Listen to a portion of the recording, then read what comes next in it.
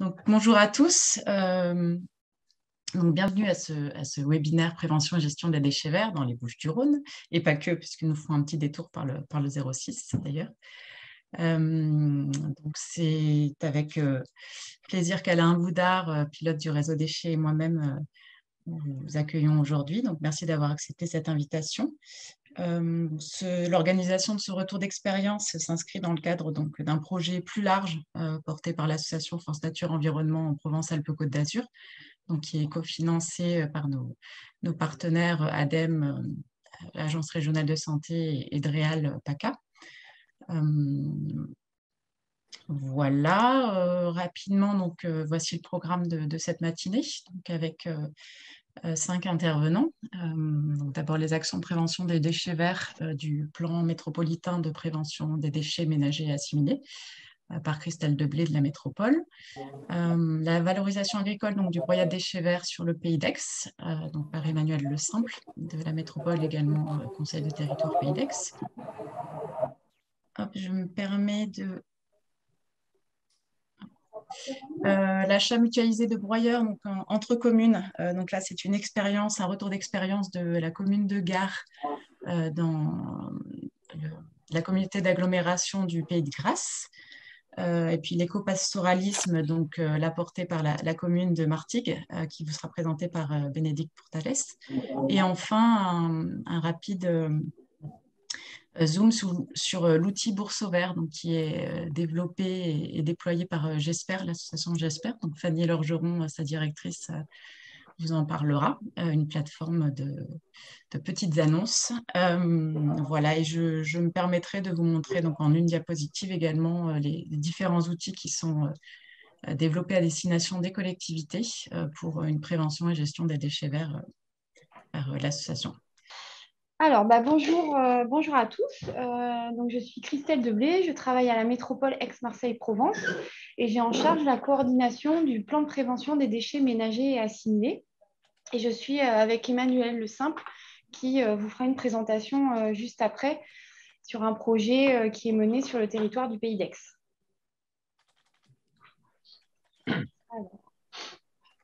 Donc déjà, quelques mots sur le plan de prévention des déchets. C'est un plan de prévention des déchets qui a été voté en décembre 2019. Il concerne uniquement les déchets ménagers et assimilés. Donc, on n'a pas dans notre scope tous les déchets d'activité économique. C'est important de le préciser pour la suite. Notre objectif est de baisser de moins 10% ces déchets ménagers et assimilés par habitant d'ici 2025.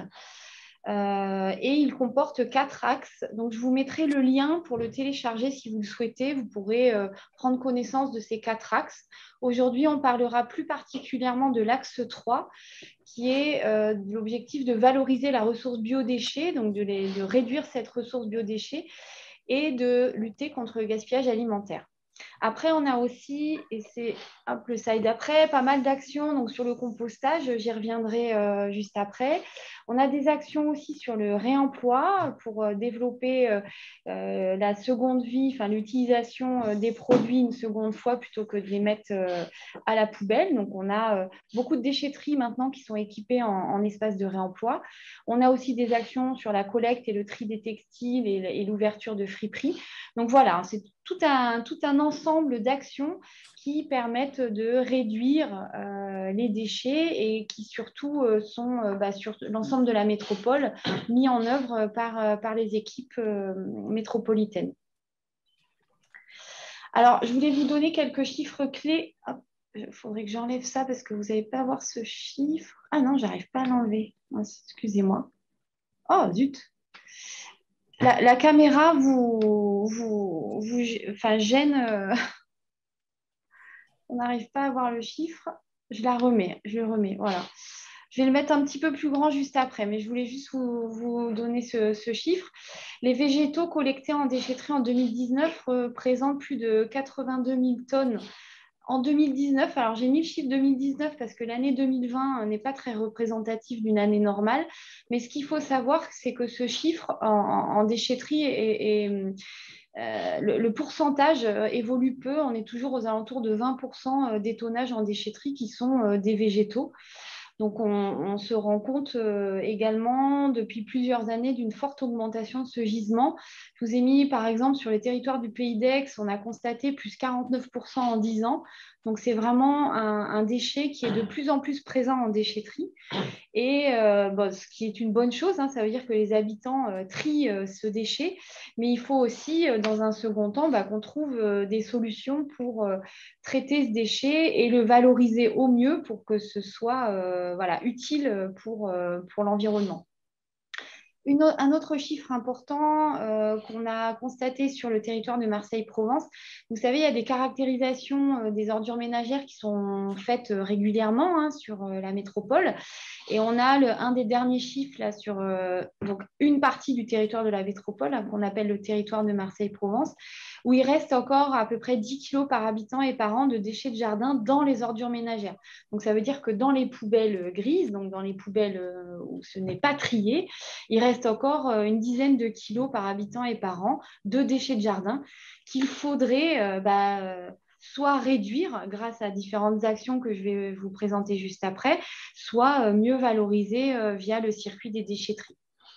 Donc, on a encore du travail. Je vais le remettre en plein écran.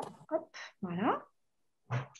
Alors, une des actions que l'on mène depuis déjà pas mal d'années, ce sont toutes les actions de déploiement du compostage individuel et collectif et lombricompostage. Donc, on a un certain nombre d'actions. Donc, je vous ai mis le site internet de la métropole sur les déchets. Il est intéressant parce que vous pouvez télécharger tous les guides et également, pour certaines zones du territoire, commander vos composteurs directement en ligne. Quelques chiffres clés sur le compostage pour vous donner un peu un ordre d'idée de où on en est aujourd'hui. Bon, la métropole, c'est 1,8 million d'habitants, donc on a encore pas mal à faire. Mais rien qu'en 2021, on a distribué 8000 composteurs individuels aux habitants. Et aujourd'hui, on en est à un ratio de 18% de foyers individuels équipés en composteur. Notre objectif dans le plan de prévention, c'est 25% d'ici 2025. Donc, on est en bonne voie pour atteindre notre objectif et on espère le dépasser, ce qui est déjà le cas sur certains territoires de la métropole où on a dépassé déjà cet objectif de 25%. Sur le Pays d'Aix, par exemple, on est à plus de 30% des foyers individuels équipés. Tout ça pour dire que cette action permet de réduire les déchets verts parce que dans le composteur, on y met à la fois des déchets de cuisine, mais aussi et surtout des déchets de jardin. Donc, ces actions permettent vraiment de réduire les déchets verts. On a également des sites de compostage collectif qui sont en fonctionnement sur la métropole. On en a 238 à ce jour en fonctionnement, répartis un peu partout sur la métropole. Là, c'est vraiment dédié à l'habitat collectif, donc des gens qui ne peuvent pas avoir de composteur individuel, qui ne veulent pas forcément avoir de lombricomposteur et qui se sont regroupés à plusieurs pour utiliser un site de compostage collectif. Donc voilà un peu pour les actions liées au compostage. Je reviens un peu en arrière sur tout ce qui est sensibilisation et information. On fait régulièrement des temps forts sur le compostage, surtout au printemps ou à l'automne, pour donner de l'information et faire en sorte que les habitants compostent leurs déchets et viennent acquérir un composteur. Et pour info, pour ceux qui sont sur la métropole aujourd'hui, vous pouvez aller sur le site Déchets. Il y a une enquête en ligne sur le compostage. Donc, si vous avez un composteur, je vous invite à aller répondre à cette enquête qui nous permet de mieux connaître les pratiques de compostage. Et l'année dernière, on a eu plus de 3000 personnes qui ont répondu à cette enquête. Donc, j'espère que cette année, on en aura encore plus. Ah, et petite info que je n'ai pas mis dans la présentation, on vient de lancer une expérimentation auprès de 50 familles volontaires, 50 familles qu'on va accompagner sur 6 mois sur les pratiques de réduction des déchets.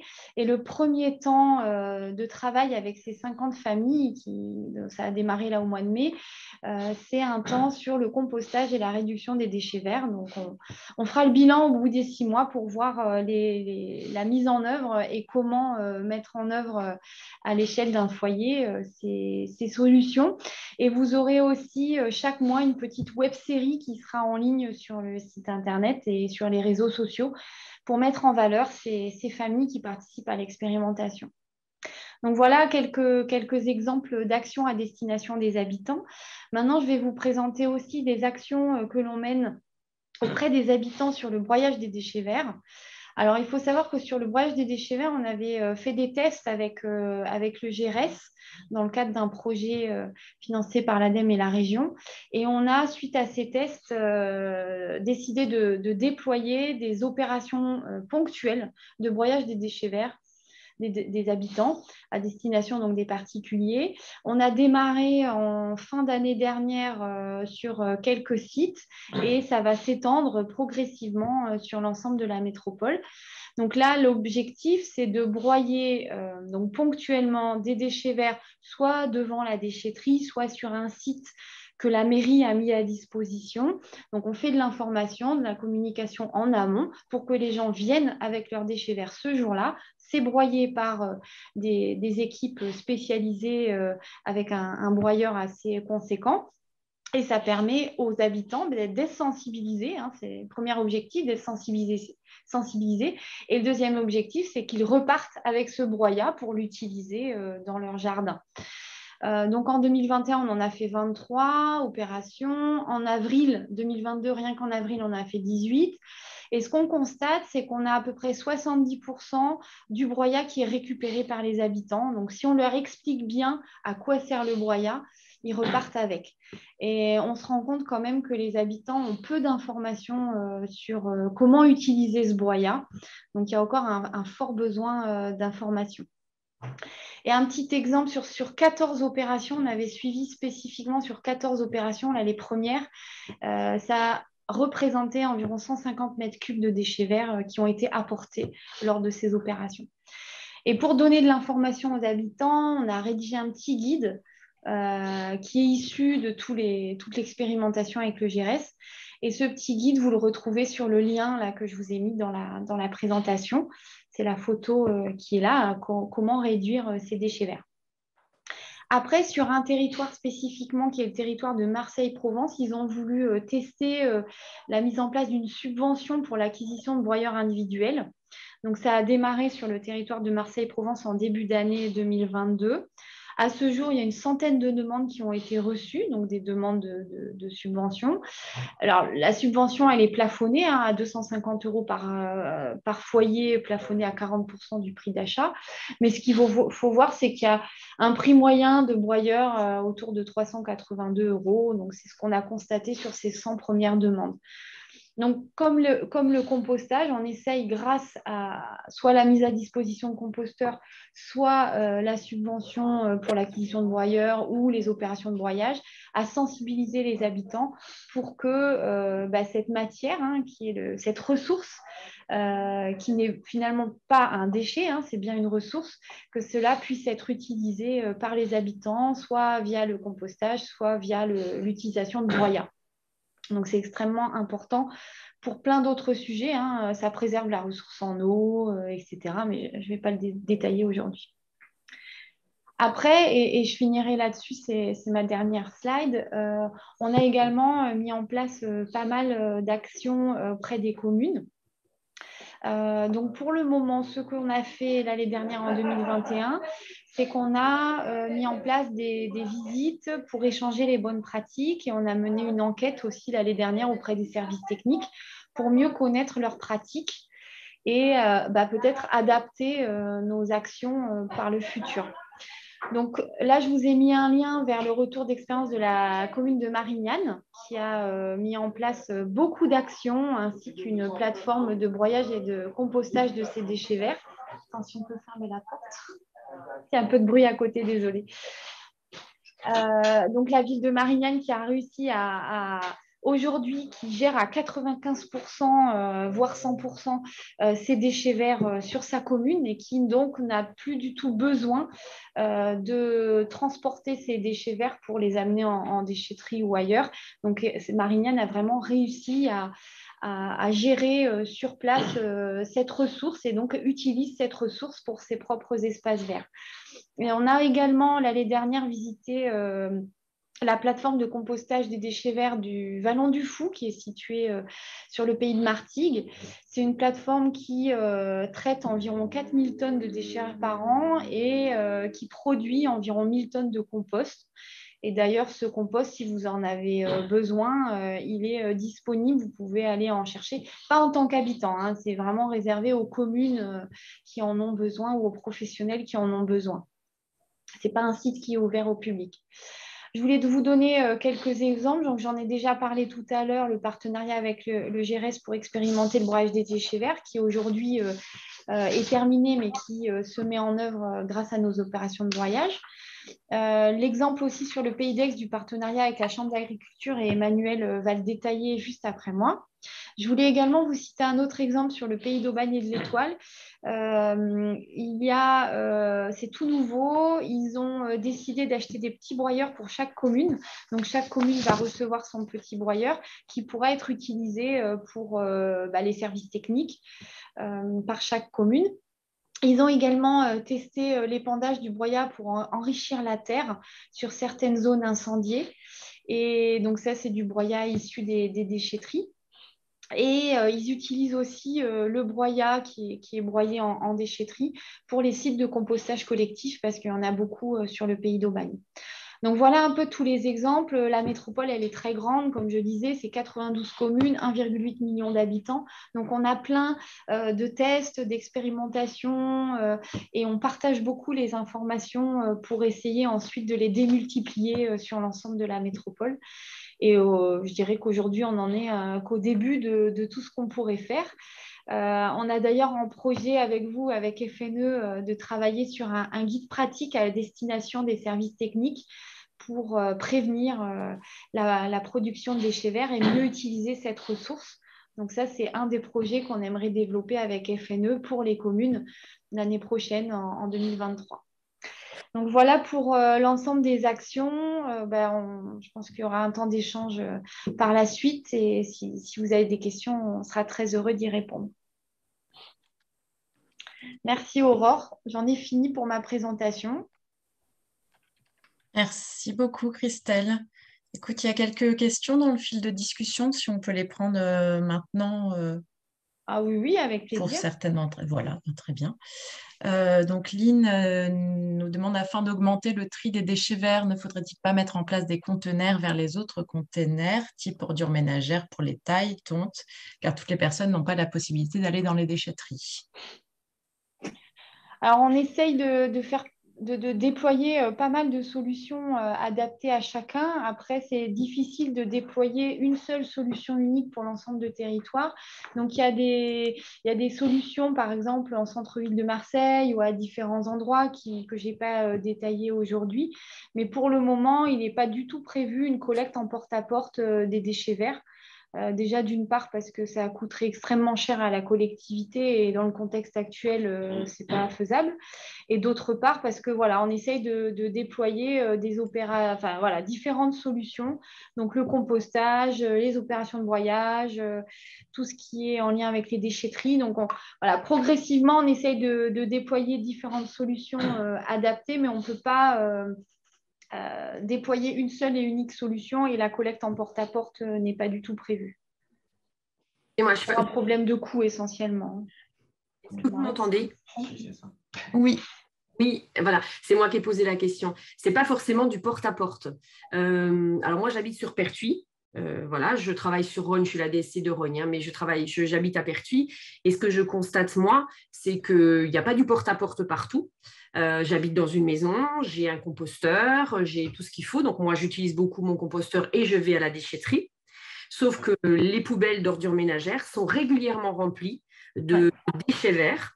Donc, nous, on a une collecte. On est dans une impasse, donc on a une collecte au bout. Et en fait, on constate que beaucoup de gens dans le quartier sont des personnes qui ont déjà un certain âge et qui ramènent tout à la poubelle. C'est pour ça que je dis, des fois, il y a des PAV. Sur ces PAV-là, est-ce qu'il n'y a pas la possibilité, ou des fois, on a même un petit peu plus haut de chez moi, il y a des gros conteneurs à verre et tout ça, c'est sûr que ce n'est pas une solution à mettre partout, et c'est surtout pas du porte-à-porte, mais par contre, pour éviter que les poubelles d'ordures ménagères ne soient remplies de déchets verts, il faut faciliter l'accès l'accès à des personnes qui, pour l'instant, ne peuvent pas aller à la déchetterie. Et comme, alors autant quand on a un meuble, on a des choses comme ça, il y a un dispositif qui existe pour ramasser et c'est très, très bien. Sauf que le déchet vert, en fait, les gens ne savent pas quoi en faire. Ils ont taillé, ils ont fait plein de choses et ils le mettent directement dans les conteneurs jaunes.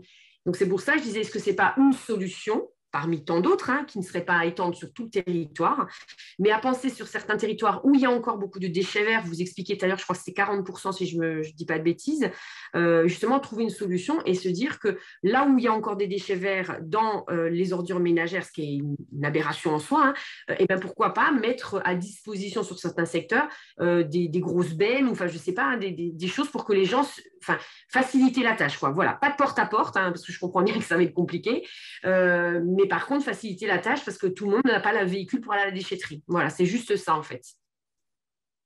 D'accord. Je me permets juste de prendre la parole. C'est Emmanuel Le Simple, du responsable des services déchetterie du PEDEX. Donc, au niveau du PEDEX, dans ma présentation, il y aura une carte qui sera présentée par rapport au fait qu'on est quand même très, très bien desservi au niveau des déchetteries sur le PEDEX. On a 20 déchetteries sur tout le territoire, ce qui est quand même assez énorme. Donc, c'est vrai qu'il y a des gens qui n'ont pas la possibilité d'aller sur les déchetteries parce que pour pas salir leur voiture ou bien parce qu'ils n'ont pas la possibilité d'y aller du fait qu'ils sont des personnes âgées.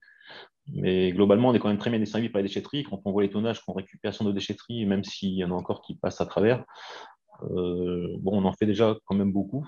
Et comme disait Christelle, c'est vrai que la collecte en porte-à-porte a un coût loin d'être négligeable. Donc, même si elle existe sur certaines communes du PEDEX, je ne vous le cache pas. Mais en tout cas, c'est des collectes qui sont trop onéreuses pour avoir un intérêt, je dirais, avoir un intérêt. Donc, on n'est pas du tout parti là-dessus. Et après, la mise en place de bennes ponctuellement à certains endroits, ça a été fait sur la métropole, mais ce n'est pas très concluant. Ces bennes sont finalement remplies d'autres déchets et donc après, ce sont des bennes qu'on a beaucoup de mal à valoriser parce que tout est mis en mélange. Donc, on croit beaucoup plus à la sensibilisation. C'est pour ça que les opérations de broyage sont toujours accompagnées d'une sensibilisation forte des habitants pour mieux expliquer et mieux trier. Parce que quand on met une benne comme ça dans un quartier, c'est la majeure partie du temps rempli d'autres déchets et pas de déchets verts, malheureusement. Est-ce qu'il y a d'autres questions? Oui, il y a une question. Alors, je vois que Gérard Morfin demande la parole. Je pose juste Oui, la question. j'étais en train de l'écrire. C'était juste pour dire qu'on étudie, nous, sur Mérargues, la mise en place, donc c'est un peu lié à la question porte-à-porte, la mise en place d'un big bac d'un mètre cube pour les déchets verts sur rendez-vous à la déchetterie professionnelle qui s'appelle Mathilde, qui est juste de l'autre côté du pont de Pertuis, là, sur Mérargues, qui, pour 50 € laisse le Big Bac le week-end chez les intéressés qui en ont donc pris la responsabilité et qui, Big Bac, est ramassé par la dite entreprise. Donc, c'est plutôt à destination des professionnels? Non, pas du tout. Pas du tout. C'est pour tous. C'est pour tous. Très bien. Merci pour ce bon exemple. Une idée. Oui, voir. merci pour ce partage. Ève de la mairie de Pélissane demande est-ce que vous organisez le prêt des broyeurs lors des opérations de broyage et pouvez-vous rappeler le site qui propose un don de broyat aux communes? Alors le site c'était le Pays de Martigues, le Vallon du Fou, c'est ça?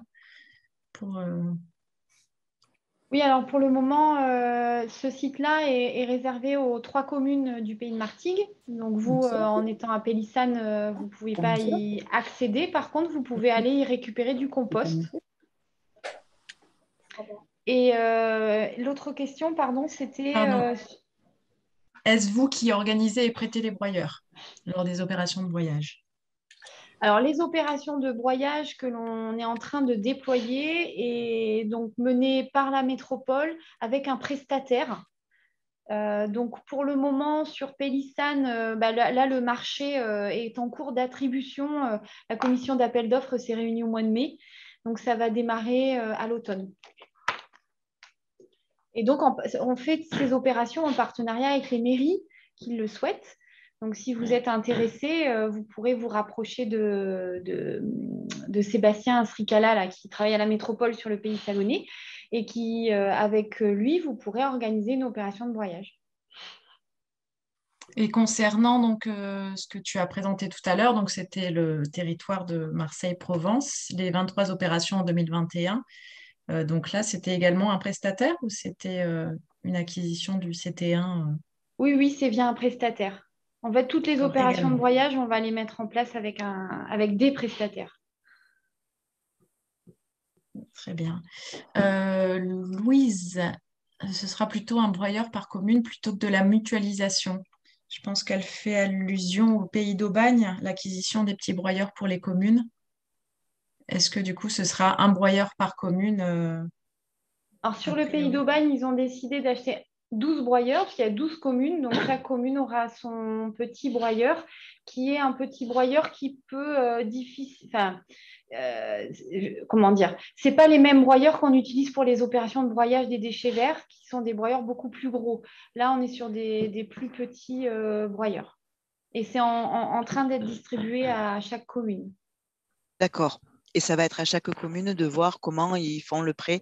Ça va être limité, du coup, je comprends à Alors, vous êtes... la taille des branches ou des choses comme ça? Oui, tout à fait. Et vous n'êtes pas obligé de le prêter aux habitants. Non, non, Parce je que ne pense pas que ça voilà, sera si vous le prêté à qui prêtez, que ce soit ça au niveau induit de des contraintes. l'utilisation, tout ça. Oui, Ouais. d'accord. Et après, vous pourrez l'utiliser comme vous voulez. Et ça n'était pas plus facile d'en prendre un plus gros et de le mutualiser entre 3, 4, 5 communes? Oui, tout à fait. Après, c'est des choix qui ont été faits. Et d'ailleurs, Oui, je crois que dans la présentation de ce matin, il y aura un bon exemple d'achat mutualisé de broyeurs. Et donc, bon, après, ce sont plein de petites solutions et l'une peut être complémentaire à l'autre. d'accord. On verra pour la suite. Très bien, merci. Peut-être qu'on va continuer. Je vois qu'il y a une question de Patricia sur la mise en place d'un terrain communal. Ça, on pourra peut-être en parler à la fin, pour, tous ensemble sur les échanges communs et voilà, pour ne pas trop prendre de retard. Emmanuel, si vous voulez voilà, enchaîner avec votre présentation. Merci beaucoup, Christelle.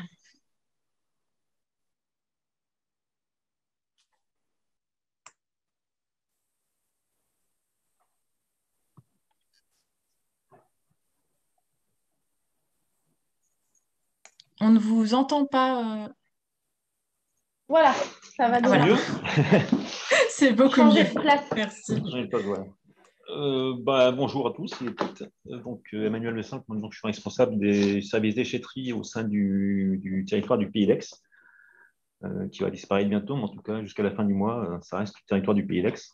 Donc, juste pour rappeler, bon, avant de rentrer dans le vif du sujet, sur la valorisation des végétaux, de broyats de végétaux plutôt chez les agriculteurs, je vais juste redonner quelques chiffres pour bien montrer un peu ce que représentent les végétaux au niveau du Pays d'Aix.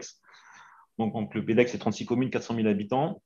Donc, comme je disais tout à l'heure, on a 20 déchetteries. Donc, on a un territoire qui est quand même très bien desservi en déchetterie. C'est pas mal de déchetteries qui avaient été construites à l'époque par les communes, qui ont été remis dans le giron de la communauté d'agglomération du Pays d'Aix à l'époque.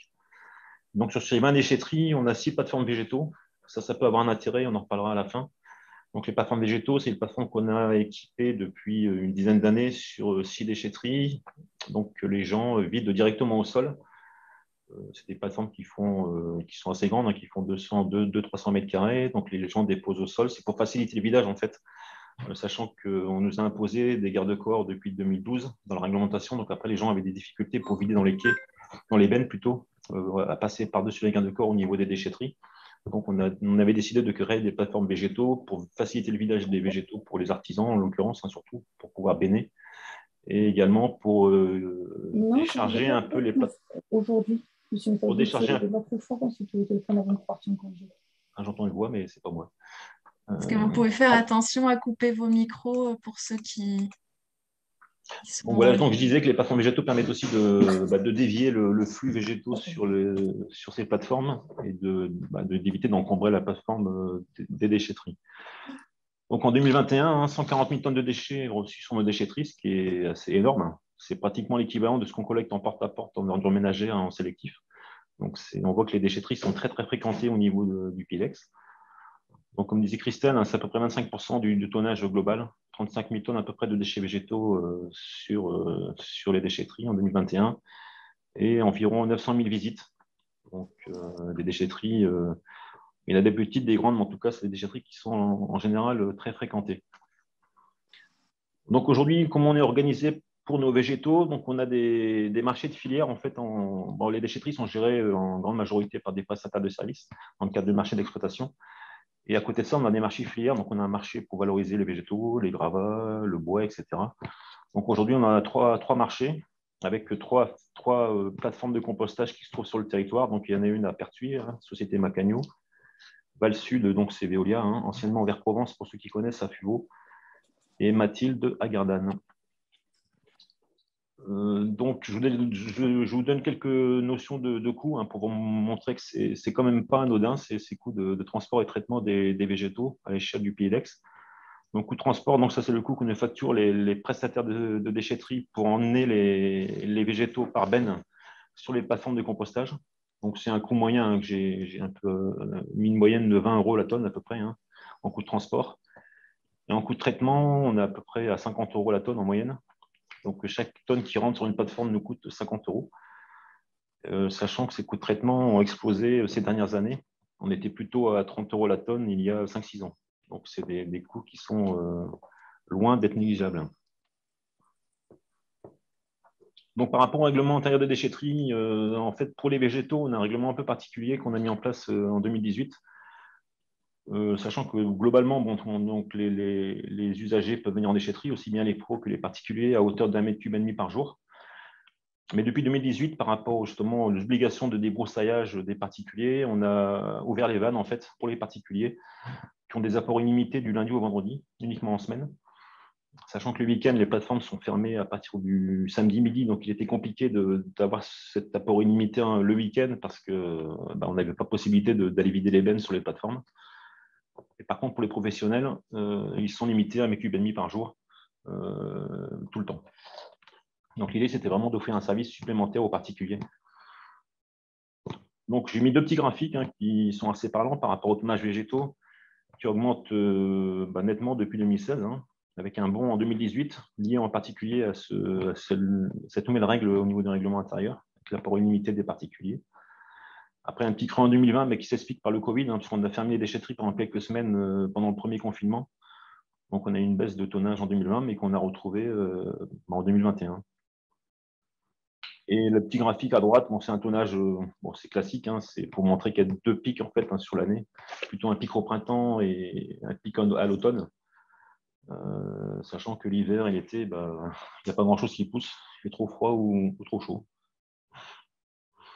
Donc, pour entrer dans le vif du sujet, par rapport au partenariat qu'on a avec la Chambre d'agriculture, donc on était contacté, c'est Rémi Mouton, vous connaissez sans doute, qui est l'interlocuteur chez nous de la Chambre d'agriculture 13, qui est venu vers nous en 2019 pour nous dire qu'il y a pas mal d'agriculteurs qui seraient intéressés pour avoir du broyat de déchets verts sur des sols qui sont souvent pauvres, ici dans la région, pauvres en matière organique. Donc l'idée, c'était vraiment d'apporter de la matière organique sur les cultures, aussi bien les vignes que les cultures maraîchères. Donc il y avait plusieurs objectifs de la Convention. Donc l'idée, c'était de mettre des filières pérennes de gestion des broyats de déchets verts en agriculture. Ça marche. Il y a des coupures électriques, désolé. Donc c'était vraiment de monter des filières qui pouvaient durer dans le temps. Après, il y a aussi toute la logistique qui était importante à gérer, sachant qu'il n'était pas question de transporter des broyats du nord du territoire jusqu'au sud. Il fallait vraiment avoir une notion de proximité pour éviter de faire trop de transport de ce genre de produits qui contiennent pas mal de vide en fait. Donc aussi la qualité, on y reviendra, c'est un point important d'avoir du broyat de qualité. Donc la Convention, ça définit les modalités de partenariat entre les différents acteurs, donc la Chambre, les agriculteurs et nous. Donc, la première convention qu'on a signée avec eux, c'était dans le cadre d'une phase expérimentale sur une période de 2019-2021. Donc, on s'est engagé, nous, au Pays d'Aix, à livrer gratuitement du broyat auprès de 5 agriculteurs qui avaient été identifiés dans le Val de Durance, donc autour de Pertuis, les abords de Pertuis, enfin au nord d'Aix, on va dire. Donc, à droite, c'est une photo d'une livraison de broyat qui avait été faite sur un champ, sur le domaine de la Violaine, au nord d'Aix. Voilà. Donc, l'engagement des différents partenaires, c'était défini dans la convention. Donc, la chambre, en fait, c'est la chambre qui faisait le lien avec les agriculteurs, parce que nous, c'est un monde qu'on ne connaît pas bien. Donc, c'est vraiment la chambre d'agriculture, par le biais de Rémi Mouton, qui recevait les demandes des agriculteurs, leurs besoins, en volume, en qualité, et voilà. Donc, le choix des sites, c'est en fait la chambre d'agriculture qui définissait les sites de dépôt, voir si c'était accessible par les camions poids lourds, qui pouvaient venir de la société Macagno. Après, évidemment, il y avait un bilan annuel de l'opération. Ils avaient aussi pour mission de promouvoir la livraison de broyat, pour informer les agriculteurs que la métropole était prête à livrer gratuitement du broyat de végétaux. Au niveau des agriculteurs, il fallait qu'ils nous permettent l'accès assez facile aux parcelles de stockage. Il fallait des chemins qui soient quand même carrossables et accessibles par un camion poids lourd, avec des zones de retournement. Après, il y avait aussi l'idée de ne pas laisser traîner du broyat comme ça en bout de champ, avec des problèmes d'odeur éventuels avec le voisinage. Et puis après, il y avait toute la mise à disposition des indicateurs qui étaient demandés également pour faire un bilan un peu agronomique, sociologique, économique de cette expérience d'épandage des produits, voir s'il y avait un intérêt sur les sols. Et voilà. Au niveau du Pays d'Aix, donc dans la convention expérimentale, on s'est engagé à livrer à hauteur de 1000 tonnes. Dans la durée de la convention, on était parti sur 1000 tonnes environ à livrer chez 5 ou 6 agriculteurs. Alors, quand c'était à 20 km de Pertuis, ça c'est quand même une notion importante parce qu'en fait, l'idée du PDX, c'était dans le marché qu'on a, des marchés filières avec nos prestataires de compostage de végétaux, c'est des marchés qui ont été renouvelés en même temps que le démarrage de cette opération. Donc, on a pu intégrer dans les marchés des coûts différenciés de réception, compostage, de broyage, de transport. Ce qui fait qu'en fait, l'idée, c'était de dire qu'il ne fallait pas que le broyage et le transport des broyages chez l'agriculteur ne coûtaient plus cher que le compostage classique, je dirais. Donc, quand on parlait de 50 € la tonne en compostage, en broyat, on est à peu près à 30 €, donc il nous restait éventuellement 20 € la tonne pour transporter ces broyages chez l'agriculteur. C'est pour ça qu'on avait limité le kilométrage à 20 km de la société Macagno de Pertuis, ce qui nous permettait de rester un peu, d'équilibrer, éventuellement faire des économies, mais en tout cas de ne pas payer plus cher que le prix de traitement de nos végétaux. Donc ça, ce sera le dernier slide. Donc si on fait le bilan sur 2020-2021, on a livré plus de 1000 tonnes, 1200 tonnes de broyat. Donc, il y a des agriculteurs qui ont reçu près de 300 tonnes de broyat, ce qui est assez énorme. Donc, bon, ils n'ont pas épandu tout de suite, mais en tout cas, ils ont des stocks disponibles. Donc, soit c'était mis en paillage, justement, pour faire un peu d'amendement organique sur les cultures, donc viticulture ou maraîchage, ou mélange, pas mal d'agriculteurs aussi qui mélangent avec le fumier pour enfouir après la matière. Bon, j'ai quand même mis quelques remarques quelques constats qui ont été faits lors de certaines livraisons de broyat. Il y a quelques agriculteurs qui se plaignaient de morceaux de bois qui étaient de taille importante, parce qu'il y avait les agriculteurs ont besoin quand même d'un broyat assez fin, parce que quand ils implantent avec leur engin, c'est vrai s'il y a des branches qui sont assez importantes, ça peut même abîmer les pendeurs. Donc ça, c'était un constat qui avait été fait sur quelques livraisons où le broyat n'était pas assez fin. Donc ça, c'est quand même un point important. Après, c'est vrai que le broyat, il y a parfois un peu d'indésirable, on va dire. Donc, c'est souvent des plastiques qui sont parfois dans le broyat. Donc, ça, c'était le cas sur un agriculteur bio qui se plaignait un peu de ça, même si ce n'est pas polluant en tant que tel, mais c'est plus une pollution visuelle, d'avoir des morceaux colorés sur une culture de bio, c'est pas toujours, ça fait un peu tâche, on va dire. Donc, ça, c'est aussi important sur lequel il faut qu'on agisse. Et aussi, ce que souhaitent les agriculteurs, c'est du broyat plutôt frais. Donc, c'est vrai que la première livraison, c'était du broyat qui avait été stocké pendant un petit moment sur la plateforme et qui a été livré tel quel. C'était un broyat qui était assez sec. Ça aussi, c'est une chose que les agriculteurs n'aiment pas trop. Ils préfèrent un broyat frais qui apporte plus de matière organique au niveau des cultures. En tout cas, globalement, le résultat était quand même très positif, hein. Donc, c'est pour ça qu'on a décidé, suite à cette expérimentation, de reconduire la convention. Donc, on a signé une nouvelle convention avec la Chambre d'agriculture. Et en fait, on a élargi le secteur à tout le territoire, finalement. On ne s'est pas limité au Val de Durance et au Nordex, sachant qu'on a 3 plateformes sur le territoire. Donc, sur ces 3 plateformes, on peut, comme je vous disais, hein, par rapport au coût broyage et au coût transport, on peut livrer à l'ensemble des agriculteurs qui se trouvent sur le territoire du Pays d'Aix. On a décidé aussi de monter le tonnage, hein, de ne pas limiter le tonnage à 1000 tonnes sur la durée de la convention. Donc, on est plutôt à 5000 tonnes par an, ce qui est quand même assez important. Et après, il faut qu'on travaille, nous aussi, sur la qualité du broyat qu'on livre. Donc là, c'est quand même un point assez important, hein, sachant que nos déchets verts sont amenés par les usagers, par les pros sur les déchetteries. Quand c'est vidé sur une plateforme végétaux, bon, c'est assez facile d'enlever un sac qui traîne par le gars qui est à même le sol. Quand c'est un sac qui est jeté dans une benne, et aller chercher le sac au fond de la benne, c'est quand même plus compliqué. Même si on travaille aussi avec les plateformes Macagno ou les autres, hein, c'est vrai que c'est parfois compliqué de voir un sac qui traîne dans un caisson qui fait 30 mètres cubes. Une fois que le sac est broyé, au lieu d'avoir un seul morceau de plastique, on en a une cinquantaine.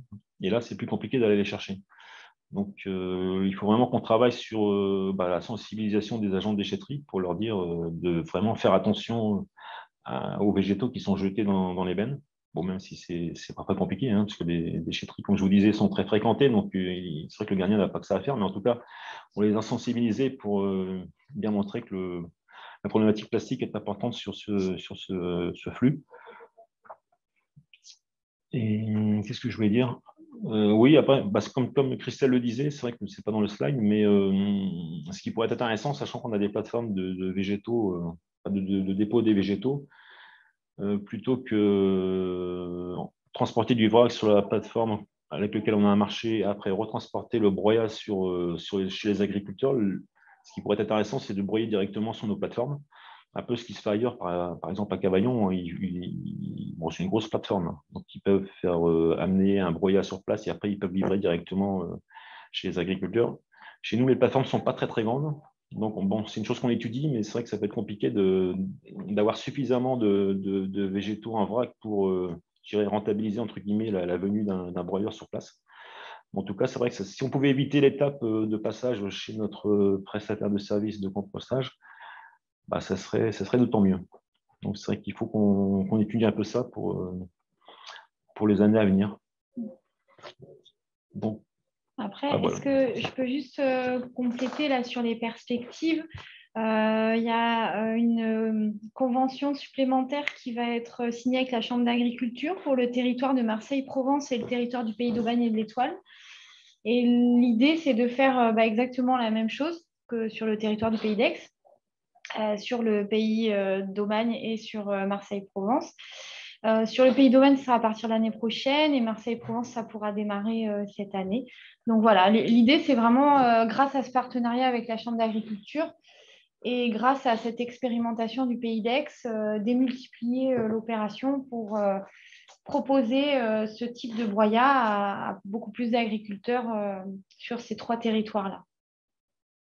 Donc, c'est à suivre. On en est encore une fois qu'au début de tout ce qu'il y a à faire.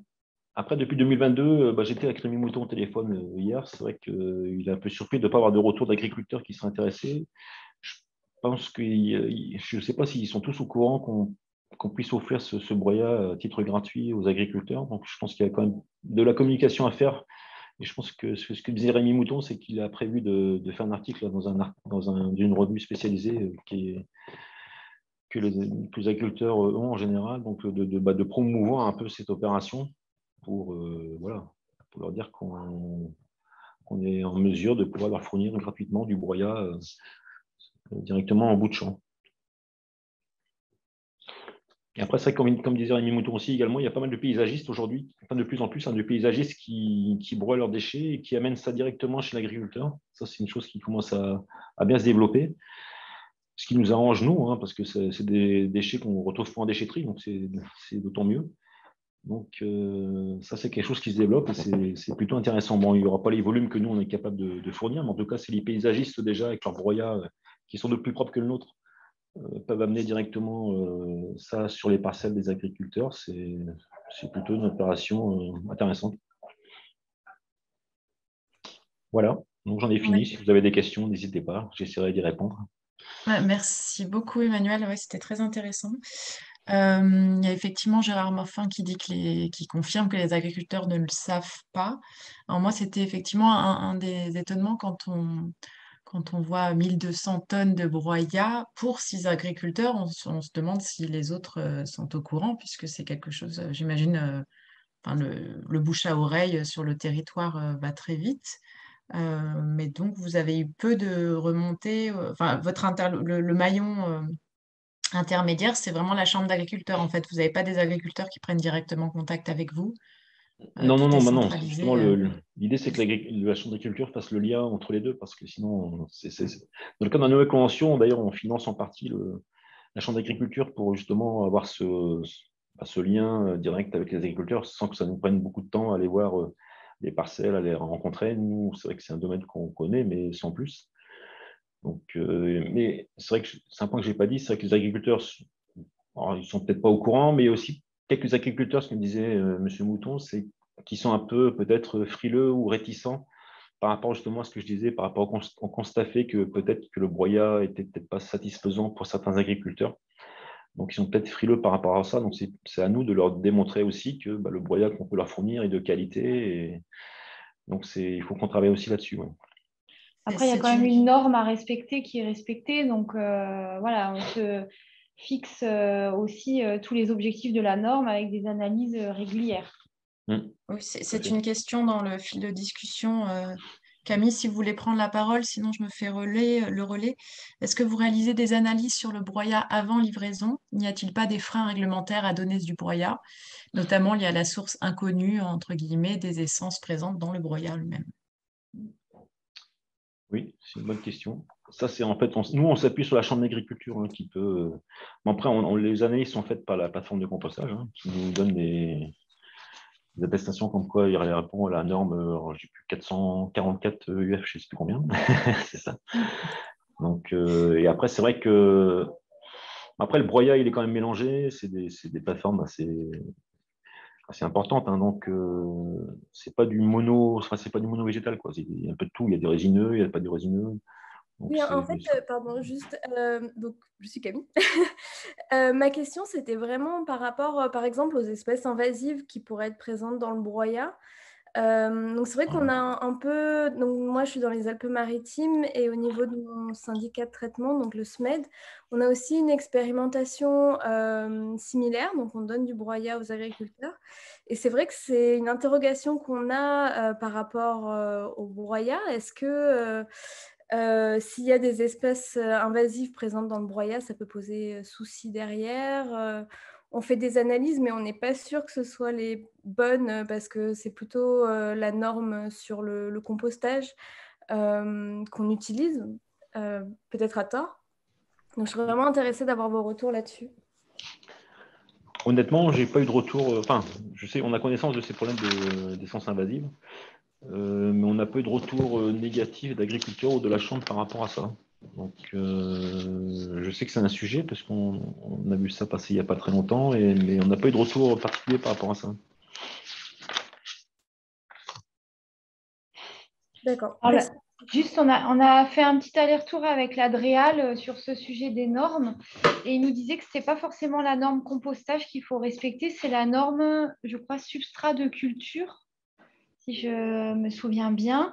Et pour info, le GRS est en train de rédiger une fiche complète sur la réglementation. Dans le cadre du projet là, que je citais tout à l'heure, un des livrables du projet, ce sont des fiches pratiques synthétiques. Et donc, le GRS est en train de finaliser cette fiche réglementaire qui sera validé par l'Adréal et qui, voilà, que vous aurez toutes les infos là-dessus. Mais du coup, ce n'est pas la norme sur le compostage, c'est l'autre sur, je crois que ça s'appelle substrat de culture. Oui, c'est cool. Ou amendement organique. Oui, ou amendement organique, oui. Après, on n'est pas des spécialistes de la réglementation. Non, c'est pour ça qu'on s'appuie sur la Chambre. Je ne sais pas si l'Adréal est là, mais c'est plutôt à eux qu'il faut s'adresser. Fanny de Jasper nous dit qu'il y a 2 normes qui peuvent être utilisées, donc la norme support de culture ou amendement organique, et donc nous donne NAFU 04551 ou NAFU 04051. Ouais, je ne sais pas. Okay. D'accord, ouais, c'est ça. Généralement, en fait, pour compléter, mais c'est la norme 550. Alors, peut-être que je me confonds là entre le 0 et le 5, mais 551, c'est la norme habituelle compostage. Mais en fait, il y a une norme qui est souvent peu connue et peu appliquée, c'est celle qui est de support de culture, qu'on peut aussi appliquer au champ et qui est l'autre, justement, la 051, je crois. Et ça, c'est l'Adréal, effectivement, qui peut apporter, je pense, des informations complémentaires dessus et sûrement la Chambre d'agriculture. Merci Fanny. Une question de Patricia, donc de Traits. Pourrait-on avoir les liens à communiquer à nos agriculteurs? Donc j'imagine, est-ce qu'on donne le contact de Rémi Mouton ou est-ce qu'il y a une... Oui, il n'y a pas de souci, on peut le transmettre. Oui. Bah, il n'est pas là, je lui ai posé la question, il ne pouvait pas être là ce matin. Sinon, il aurait pu être présent, mais non, mais on peut envoyer les liens, les liens, le téléphone, les contacts, en tout cas, pas de souci. Bah, bien volontiers, oui. Le fait de composter, il y a une montée en température des broyats, n'est-ce pas suffisant pour neutraliser les graines et maladies qui peuvent être transmises? Oui, c'est possible. Je ne sais pas la température qu'il faut, mais c'est sûr c'est un produit qui chauffe comme ça une fois qu'il est stocké. Mais je ne suis pas un spécialiste de tout ça. Donc, Effectivement, sur la plateforme du Vallon du Fou au pays de Martigues, ils ont des analyses et un suivi extrêmement rigoureux qui leur permet de fabriquer du compost de bonne qualité qui répond à la norme compost et ce qui évite la prolifération des espèces invasives. C'est grâce à cette montée en température, tout à fait. Merci. Ève, donc un peu plus tôt, Ève de la mairie de Pélissane, qu'est-ce qui implique cette augmentation de tonnes de végétaux jetés chaque année selon vous? Par rapport à la courbe peut-être que vous aviez présentée. Oui, comment on peut expliquer ça? Peut-être que les gens viennent plus facilement en déchetterie qu'ils le faisaient avant, sachant qu'on a des facilités de vidage, par exemple. Donc les gens viennent peut-être plus facilement en déchetterie. Avant, peut-être qu'ils jetaient plus facilement ça dans les bacs OM, comme on a dit tout à l'heure, pourquoi pas. Oui, brûler aussi. Oui, brûler. Oui, c'est vrai qu'il y avait aussi le brûlage. Donc c'est sûr que là, aujourd'hui, le brûlage, c'est un peu compliqué. Donc je pense qu'ils font l'effort de venir en déchetterie. C'est ça, et puis l'apport est limité comme vous Oui, en l'avez 2018, le bon présenté, est c'est dû vraiment un avant et un après, quoi. C'est ça, oui. Et peut-être que c'est vrai que l'interdiction de brûler, il y a encore quelques années, ça a beau dater de 2000, d'une dizaine d'années, il y a encore quelques années, personne, en tout cas autour de moi, je sais qu'il y a voilà, tolérance et puis même méconnaissance de cette loi, en fait. Il y a vraiment des traditions, entre guillemets. Fanny donc, a mis en lien voilà, les 2 normes, a mis dans le fil de discussion, pardon, les 2 normes donc évoquées avec plus d'informations sur le site internet du GRS. Je continue sur les questions évoquées plus tôt.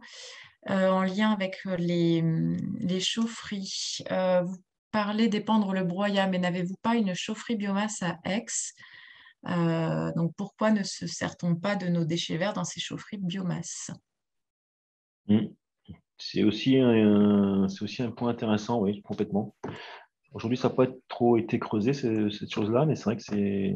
Alors, je ne sais pas si Nous, on fait du broyat, mais un peu, je dirais, brut. Après, je ne sais pas leurs contraintes par rapport à leur chaufferie bois. Mais je pense que les plateformes avec qui on travaille, je parlais de Macagno, etc., ou Val Sud, je pense qu'on a les moyens de fournir des plaquettes de bois à ces chaufferies. Mais avec c'est pas du broyat, je pense pas que ce soit du broyat comme ça un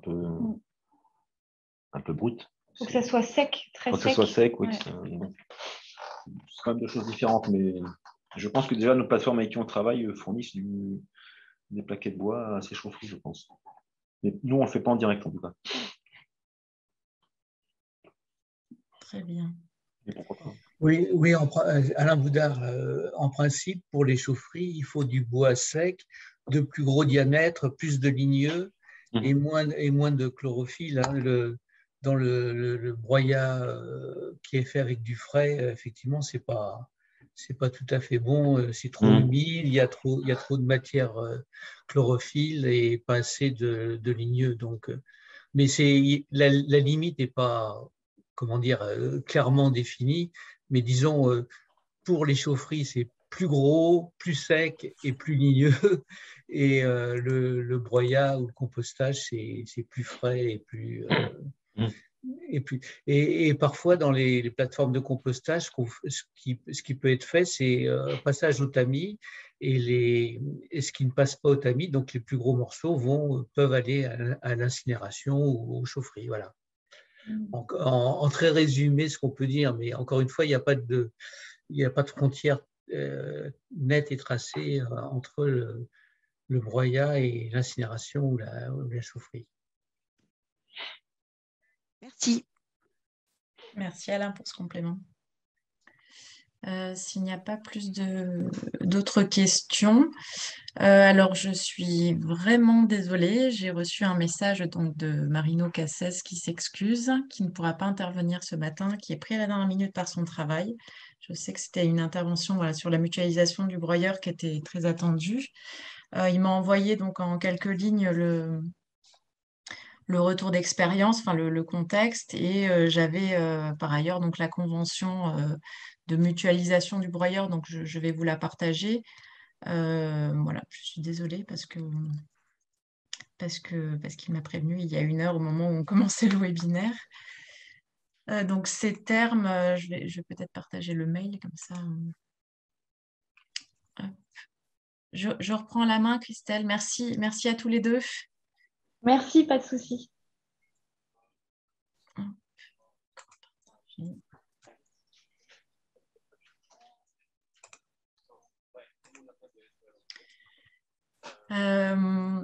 Voici donc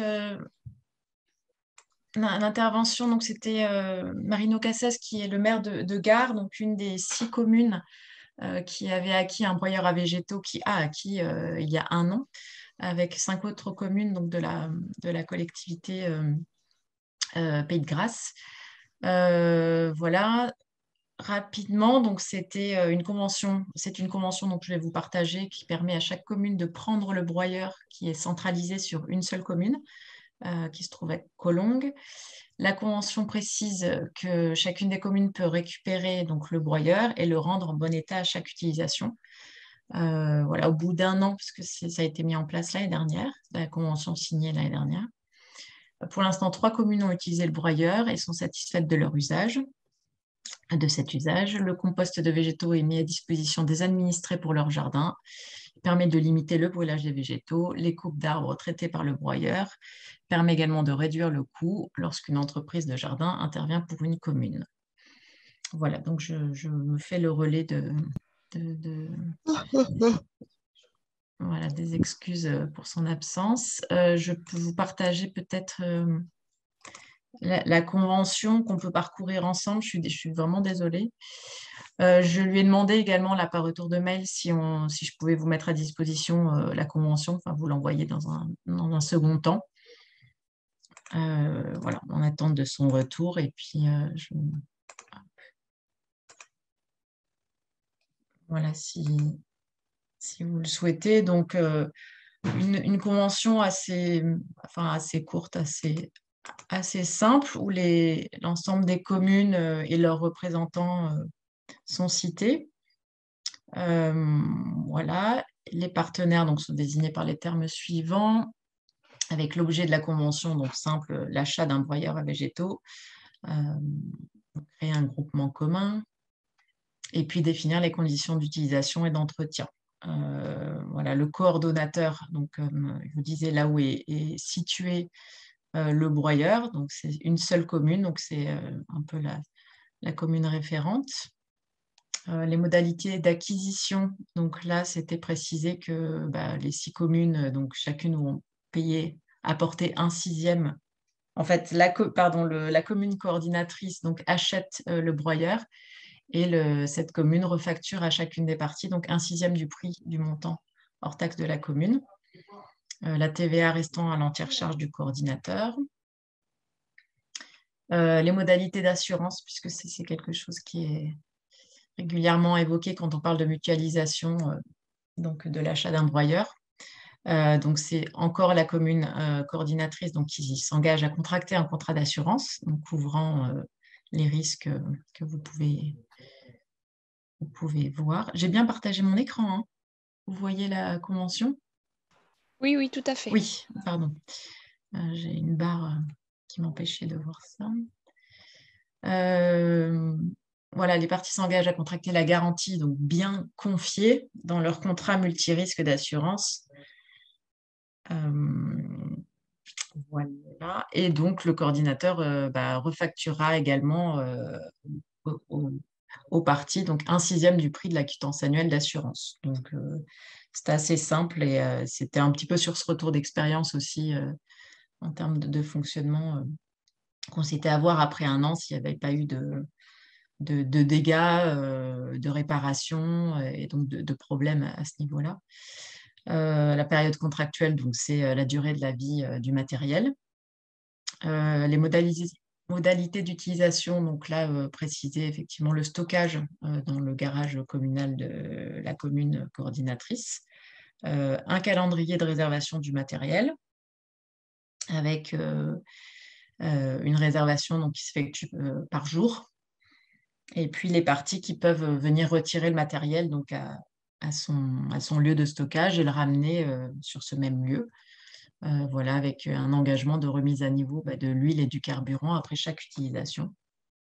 En termes de les modalités donc, de frais d'entretien, donc hors carburant et huile, donc sont réglés en totalité par la commune donc coordinatrice et la commune donc refacture de nouveau à chacune des parties annuellement la part selon un calcul, donc les jours totaux d'utilisation de la machine divisé par le jour d'utilisation par chaque commune. Voilà, et une petite clause sur les litiges, bien évidemment, donc fait en 6 exemplaires avec la signature de l'ensemble des maires des communes concernées. Donc assez simple et qui, donc avec les délibérations des conseils communaux sur l'autorisation de signature de la convention donc pour la mutualisation de l'achat d'un broyeur. Voilà, je suis désolée parce que je ne pourrai pas répondre aux questions. Alors, je reprends. Pourrions-nous avoir une copie, voilà, éventuellement, de la convention? C'est ce que je lui ai demandé par retour. J'ai vu son mail il y a 15 minutes, là, donc je lui ai envoyé tout de suite un message en disant je me permets de partager votre convention et je lui ai demandé également si je pourrais en faire bénéficier l'ensemble des communes. Donc, je me permets d'attendre son retour. J'imagine la semaine prochaine s'il est là actuellement sur le terrain. Est-ce qu'ils ont mis en place un planning? A priori, oui, il y a ce calendrier. Je ne sais pas. Il y a ce calendrier partagé, donc je devine que c'est un peu le premier arrivé, premier servi avec l'utilisation sur des journées, enfin réservation à la journée. Au revoir Alain, merci pour ta participation. Voilà, avec vraiment toutes mes excuses pour ce... Je lui demande, voilà, je vous tiens informé la semaine prochaine et je vous enverrai donc une copie de la convention si je ne le vois pas s'opposer à ça, mais par principe... voilà, désolée, on peut passer peut-être à l'intervention suivante, à moins que vous ayez peut-être d'autres connaissances de mutualisation de broyeurs dans le dans votre entourage dont vous voudriez en faire part, ou peut-être justement un intérêt pour cette expérience parce que vous souhaitez à l'échelle de votre territoire mutualiser avec d'autres communes riveraines pardon, adjacentes. Est-ce que certains d'entre vous veulent... Oui, Christelle dit, si des communes de la métropole sont intéressées, nous pouvons y travailler ensemble. Bon, n'hésitez pas donc à vous manifester si vous avez un intérêt. A priori, oui, sur un petit pool de 4 ou 6 communes, j'ai pas la carte des communes, mais c'est vraiment les 6 communes voilà, qui forment un petit pool au sein de la communauté d'agglo du Pays de Grasse. Et avec peu de distance, entre guillemets, à parcourir pour aller chercher le broyeur sur la commune coordinatrice. Où est stocké le broyeur? Voilà, Bénédicte, si vous voulez... Ah, alors, Ève nous dit quel type de broyeur ont-ils choisi pour avoir une comparaison? Et oui, ça, je n'ai pas l'information technique. Je note la question et je vous communiquerai la réponse. Voilà, désolée. Bénédicte, si vous voulez partager votre... Bonjour à tous. Effectivement, je vais partager l'écran.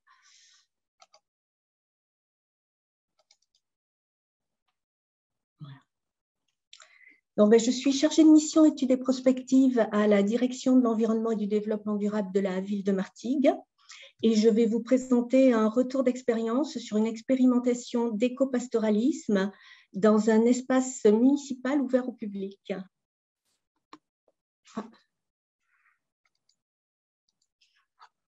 Donc, pour ceux qui connaissent la ville qui ne connaissent pas la ville de Martigues, elle fait partie de la métropole Aix-Marseille-Provence. La ville est la 4e du Bouches-du-Rhône et on a une vaste superficie puisqu'elle occupe 7144 hectares.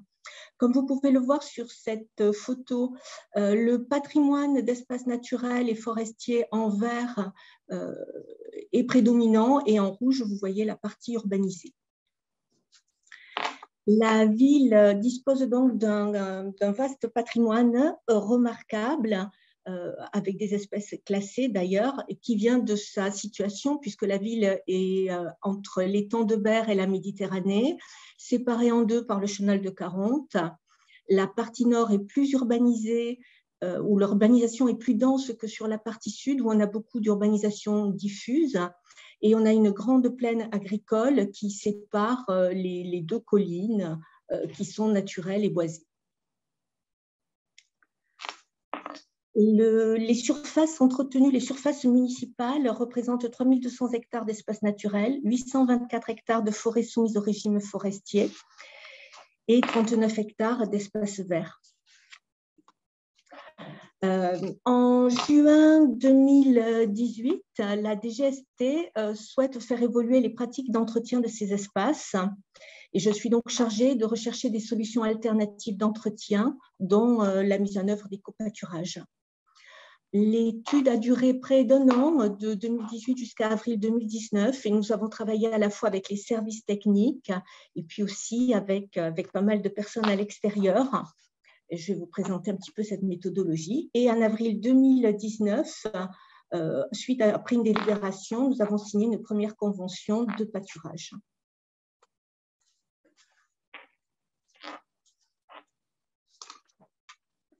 La phase d'étude a nécessité un travail minutieux de prospection, d'abord cartographique, comme vous pouvez vous en rendre compte là.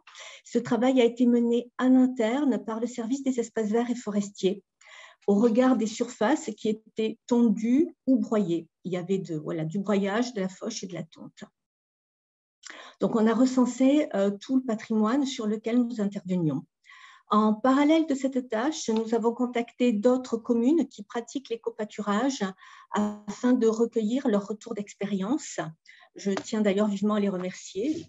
Leur contribution a été très utile.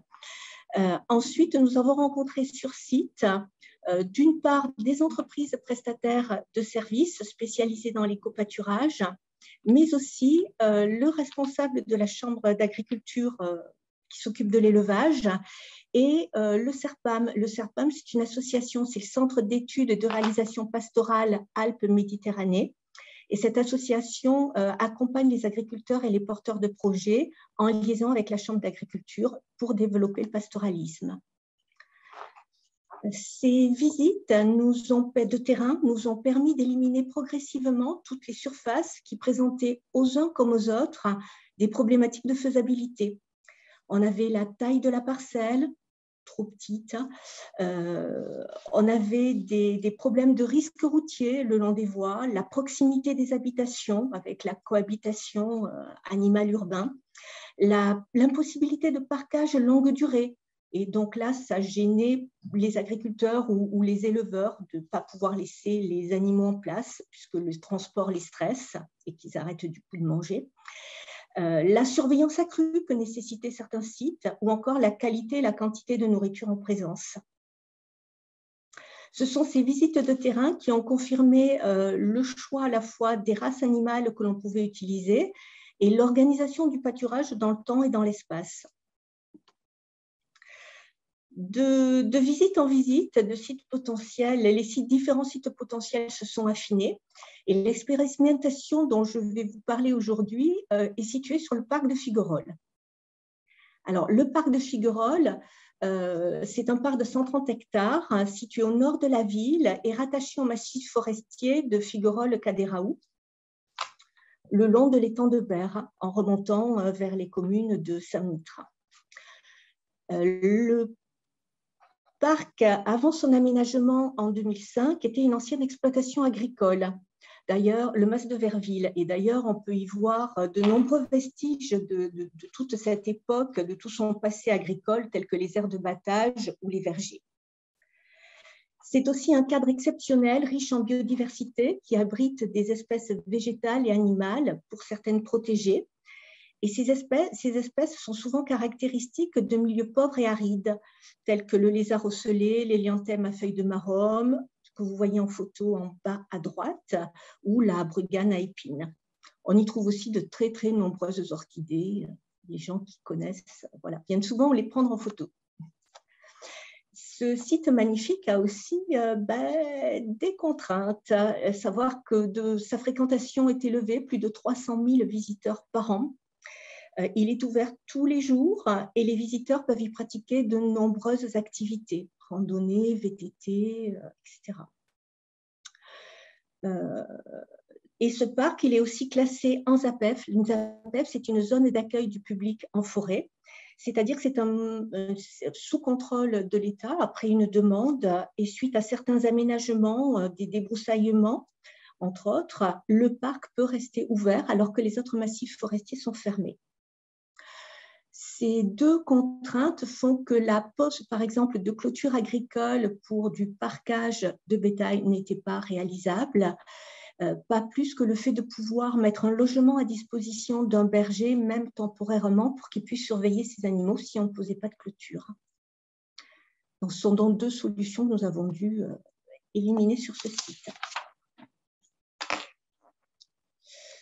Nous avons donc décidé de travailler sur la recherche d'un agriculteur. Choisir un éleveur, c'était à la fois renouer avec l'histoire du lieu, et puis il faut savoir que la ville est engagée notamment pour la restauration collective bio et locale, puisque la mairie de Martigues a reçu les victoires des cantines de rebelles en 2021. Et donc, participer au maintien de la filière agricole locale, ça avait du sens.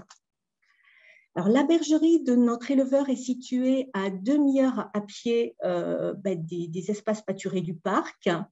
Le troupeau est composé de 500 brebis, plus les agneaux, et des races Préalpes et Moret-Rousse. Ce sont des races rustiques qui sont très bien adaptées à notre territoire. L'écopastoralisme, c'est pour nous un mode de gestion alternative des paysages.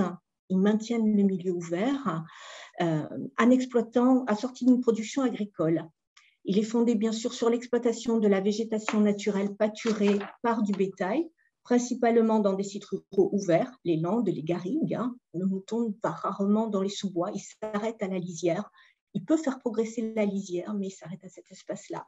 Et sous la surveillance d'un berger en permanence.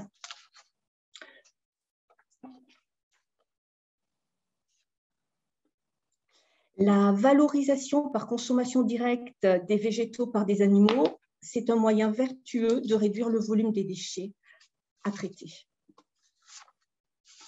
Donc, le parcellaire du parc, que vous pouvez voir sur ces images en rouge à pâturer, 30 hectares, a été défini avec l'éleveur et les spécialistes, Chambre d'agriculture, Serpam, qui nous ont accompagnés dans cette recherche. De même que le scénario prévisionnel de pâture et le calcul de la charge de pâturage sur ces surfaces-là, qu'on appelle l'UGB, l'unité de gros bétail. La zone verte que vous voyez là, qui est la zone d'exclusion, ce sont les parcelles qui sont situées dans le périmètre proche de la ferme pédagogique du parc de Figueroles, puisque pour des mesures prophylactiques, les différentes troupeaux ne peuvent pas pâturer sur les mêmes parcelles. La période la plus propice, c'était le printemps, et la durée de pâturage, on l'avait limitée justement à 0,5 UGB par hectare. Nous avons donc passé une convention temporaire d'autorisation de pâturage en 2019 pour 2 ans, et elle a été reconduite pour 2 ans de plus. En quelques mots, cette convention autorise le pâturage donc, du 1er février au 31 mai et du 1er octobre au 31 décembre hors week-end.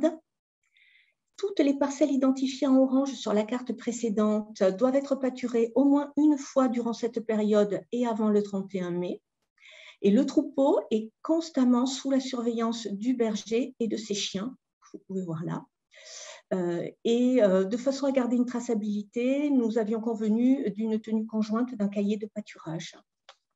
Il nous appelle avant, c'est organisé et plus le temps a passé, plus je vous expliquerai que c'est très important de communiquer en amont avec l'éleveur pour pouvoir suivre justement le pâturage et l'organiser.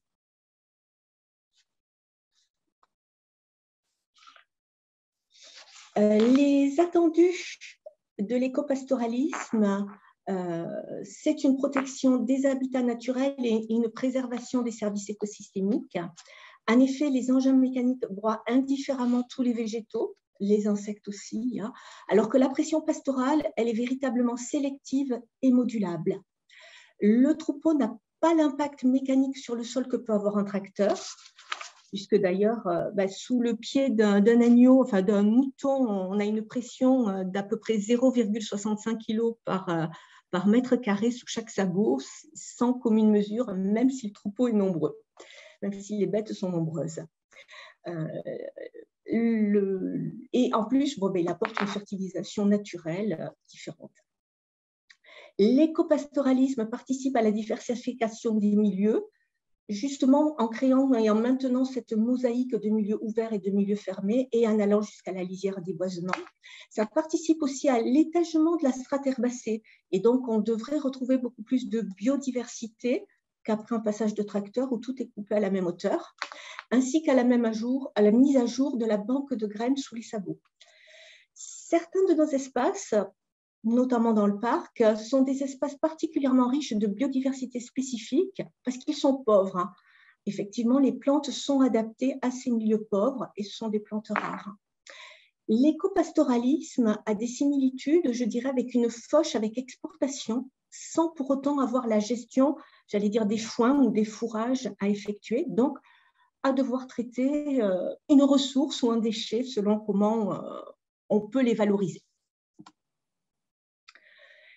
L'écopastoralisme œuvre aussi au maintien des paysages agro-environnementaux et de la sécurité, notamment dans le parc où les travaux de débroussaillement sont conséquents. Les parcelles sélectionnées sont toutes des parcelles de milieu ouvert. Sans intervention, ces espaces tendent à se fermer, devenant friches puis forêts. Le fait d'avoir un troupeau qui passe régulièrement, en remplacement des opérations mécaniques, maintient ce milieu ouvert. Donc, on avait donc un objectif de substitution de travaux de débroussaillement. Il est aujourd'hui en très grande partie atteint, puisque sont uniquement réalisés sur ce site des travaux mécaniques de confortement, notamment dus à certains refus ou à certains endroits où l'herbe étant moins appétante, le troupeau n'a pas voulu consommer, rester. Il participe donc à la transition énergétique et écologique, puisque on va moins intervenir mécaniquement, on consommera moins d'énergie fossile, on générera moins de pollution, moins de nuisances sonores. On rentre donc dans un cercle vertueux.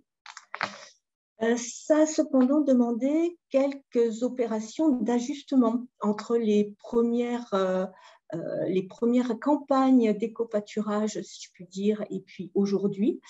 Par exemple, en mai 2019, la convention ayant été validée tardivement, au mois d'avril, lorsque l'éleveur est venu, comme vous pouvez constater sur ces photos, l'herbe était très haute.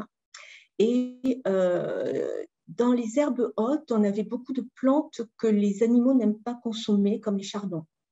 On s'est donc retrouvé à devoir faire compléter par des opérations mécaniques plus importantes.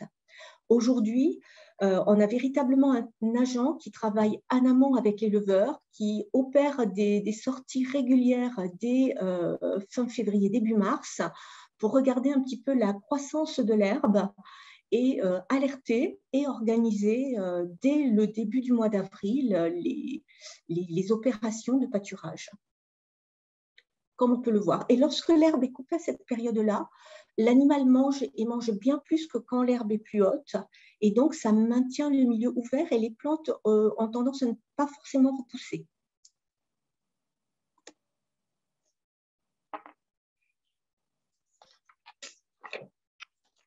L'éleveur intervient selon les années 6 à 8 jours par an. Dans les autres ajustements, afin que les brebis puissent justement pâturer un peu plus que 6 à 8 jours par an, nous avons pu libérer un parc de nuit. Vous avez pu voir aussi qui était prévu sur la première diapositive, celle de présentation des espaces du parc, de façon à ce que les brebis dormant sur place puissent rester plus longtemps et donc consommer plus. Pour nous, d'un point de vue organisationnel, vis-à-vis des équipes, les opérations de broyage étaient réalisées avec une entreprise. Aujourd'hui, ce n'est plus le cas. Ces opérations étant bien moins importantes, nous les réalisons en régie.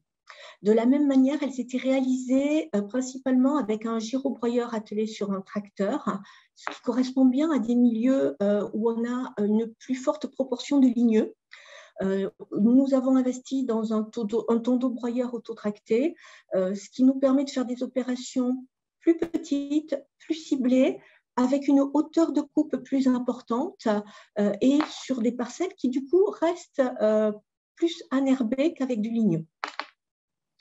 Et donc, l'organisation et la localisation des repasses a été travaillée entre les deux équipes, celle des travaux opérationnels de broyage et celle qui travaille en corrélation avec le berger, où on s'assure véritablement que le berger ne reviendra pas pâturer sur ces espaces avant de compléter.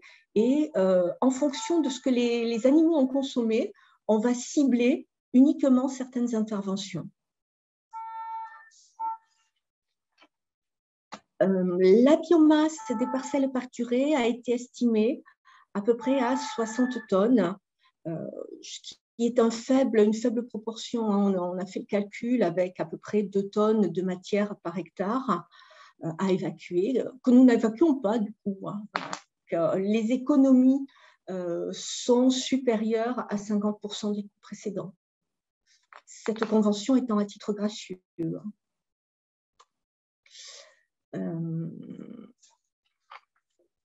Les atouts de l'éco-pâturage, ils participent au maintien de l'élevage extensif de proximité et puis surtout l'animal est un formidable vecteur de lien social. Alors ça, on s'en est rendu compte d'une année sur l'autre, les gens attendent le retour du troupeau.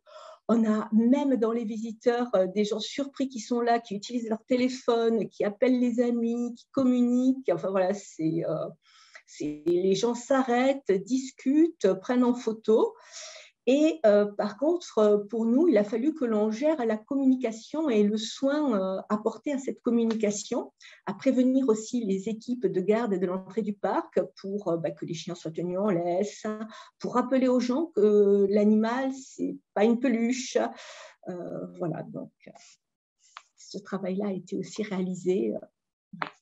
Dans les points de vigilance et d'amélioration, l'éco-pâturage s'est mis en route très rapidement sur cet espace et on ne disposait pas d'études préalables faune-flore et ni de ressources mobilisables pour réaliser cette étude-là.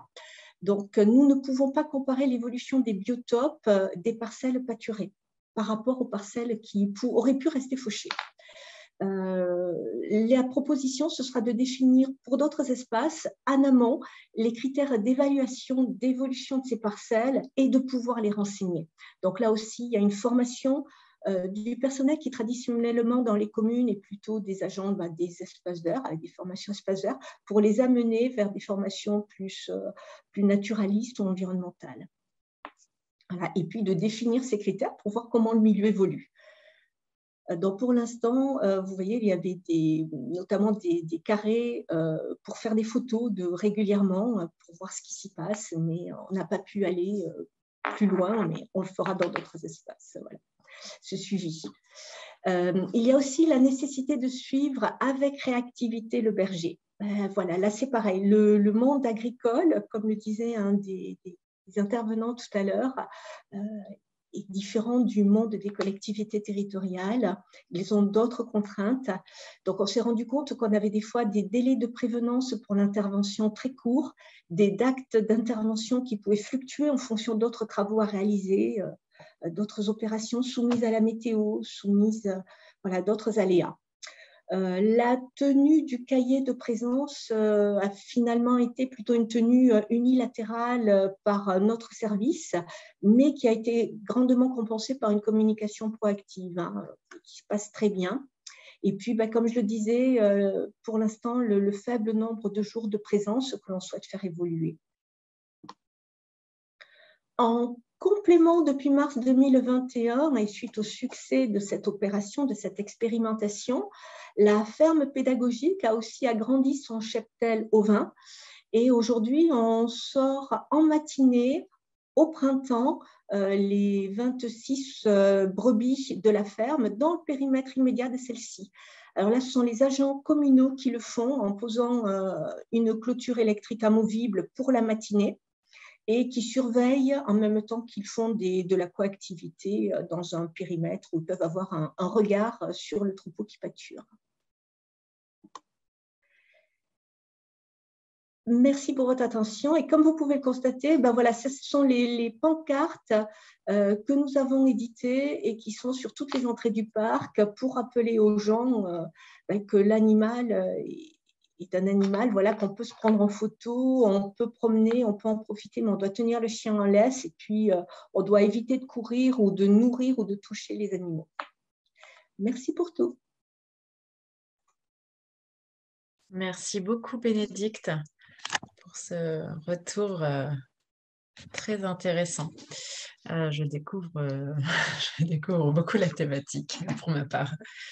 Est-ce que vous avez des questions à ce sujet? Est-ce que peut-être en termes de coût comme dispositif, est-ce que c'est quelque chose que vous pouvez aborder, qui pourrait intéresser d'autres communes? Est-ce que, de coût et en même temps, ça apporte tellement d'autres point positif pour l'écosystème, pour les personnes, pour les administrés, pour tant de choses que c'est peut-être délicat à mettre dans la balance face à d'autres dispositifs. Ça a été de substantifiques économies.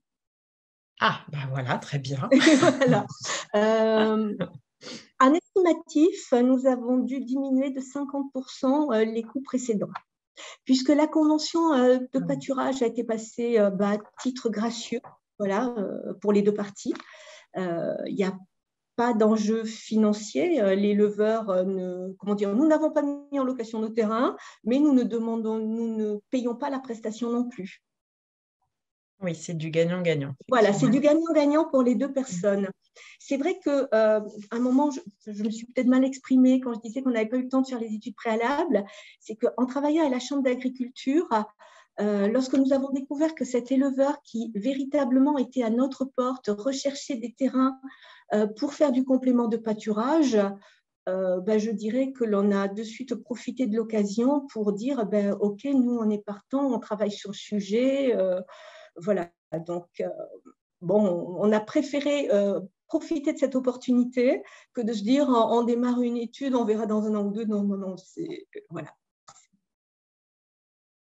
Ce qui explique peut-être que pour d'autres espaces où nous sommes déjà en train de réfléchir, la mise en œuvre sera peut-être différente, mais après, c'est au cas par cas et c'est une belle expérience. Oui, parce que vous avez d'autres espaces publics qui pourraient accueillir également des troupeaux. Oui, nous y réfléchissons effectivement à étendre ce type d'expérimentation sur d'autres espaces de la ville. Oui. Christelle nous comme dit je disais, il y a véritablement la plaine agricole, il y a la volonté d'inscrire l'alimentation collective avec l'approvisionnement local, donc de redynamiser, de retrouver du lien sur tout ce territoire. Et puis l'animal, justement, il maintient le milieu ouvert, donc il a une action sur le paysage, il a une action aussi sur la régulation.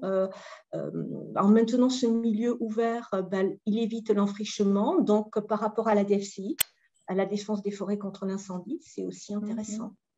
Donc, ce sont des orientations et des objectifs sur lesquels nous réfléchissons actuellement.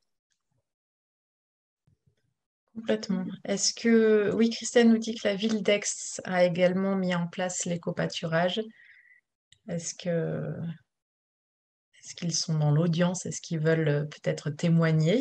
Et en attendant, donc Gérard demande s'il y a l'utilisation des chèvres pour la première passe et chardon d'hiver. Non.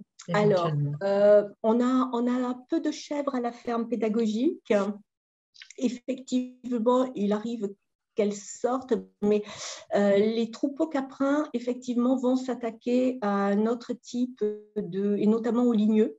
Il faut que les troupeaux caprins soient bien encadrés. Et dans le parc, ça n'a pas été l'orientation prise, puisque nous avions déjà, les parcelles identifiées étaient des parcelles herbacées, et on préférait travailler tôt en saison. Voilà. Par contre, sur d'autres espaces, effectivement, le caprin peut être réfléchi, mais là, ce n'était pas le cas. Et puis le caprin pose aussi un souci avec la forêt. Hein. Le pâturage caprin est encadré par le régime forestier. Il ne peut se faire qu'à objectif DFCI. D'accord. Très bien.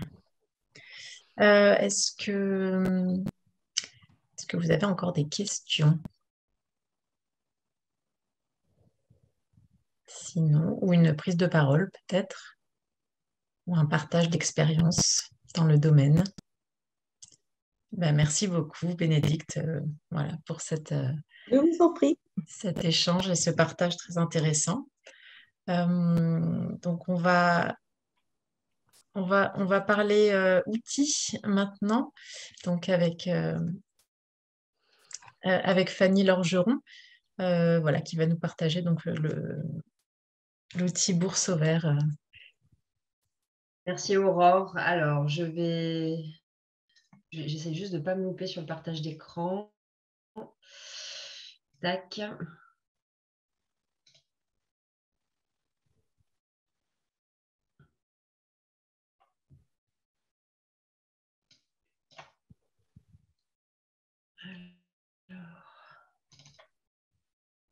Est-ce que c'est bon pour vous?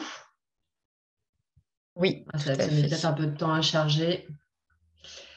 Alors, mon ordi rame un petit peu. Je vais attendre avant de le mettre en plein écran. Ce sera quand même mieux pour vous. Là, c'est bon, ça s'est affiché. Tu peux passer au plein écran si. C'est en plein écran là? Non, c'est pas Ah oui, encore en là, plein mon écran. ordi... Voilà. Mon ordi n'accepte pas encore. Voilà, ouais. Donc, normalement, tac. Là, normalement, vous l'avez en plein écran. Ça va arriver. Pas encore, mais ça ne saurait tarder. Du coup, j'ai introduit quand même. Alors, merci pour l'invitation, Aurore. Donc, Fanny Lorgeron, moi, je suis la directrice de J'espère.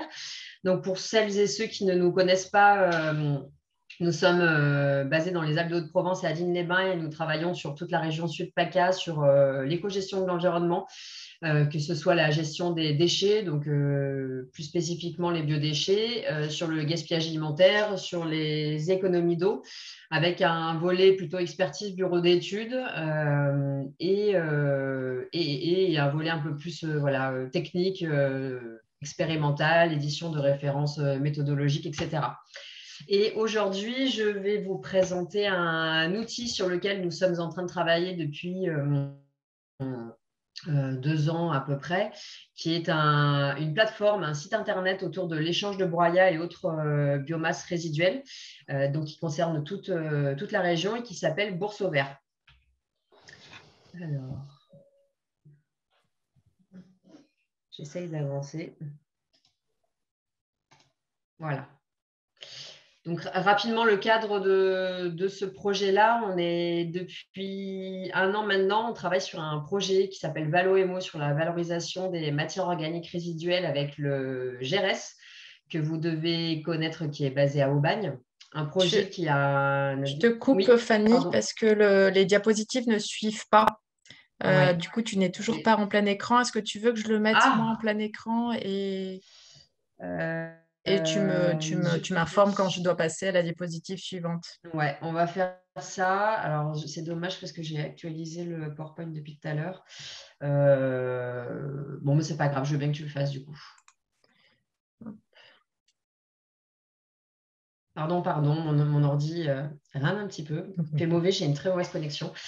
Du coup, je continue malgré tout de parler. Alors, pour vous présenter le projet régional en vraiment 2 lignes, ce projet Valo-Emo, en fait, il a un double objectif. Le premier qui est de contribuer au développement des filières de valorisation de biomasse résiduelle en région.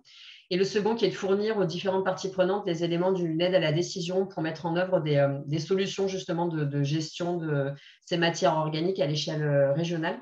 Donc, il y a plusieurs volets, dont la valorisation agricole des déchets verts. On travaille notamment avec la Chambre d'agriculture, le CIVAM, PACA et Bio de Provence. On a également initié une démarche qui s'appelle Concerto, de concertation territoriale, qui est portée par l'ADEME nationale et qui a pour vocation justement à lancer une grande concertation sur cette gestion de matières organiques résiduelles, et on travaille sur la métropole toulonnaise là-dessus. Et dans ce gros projet, on a également du coup cette création d'outils autour de l'échange de broyats qui s'appelle Bourse au Vert. Je veux bien que tu passes à la diapo suivante.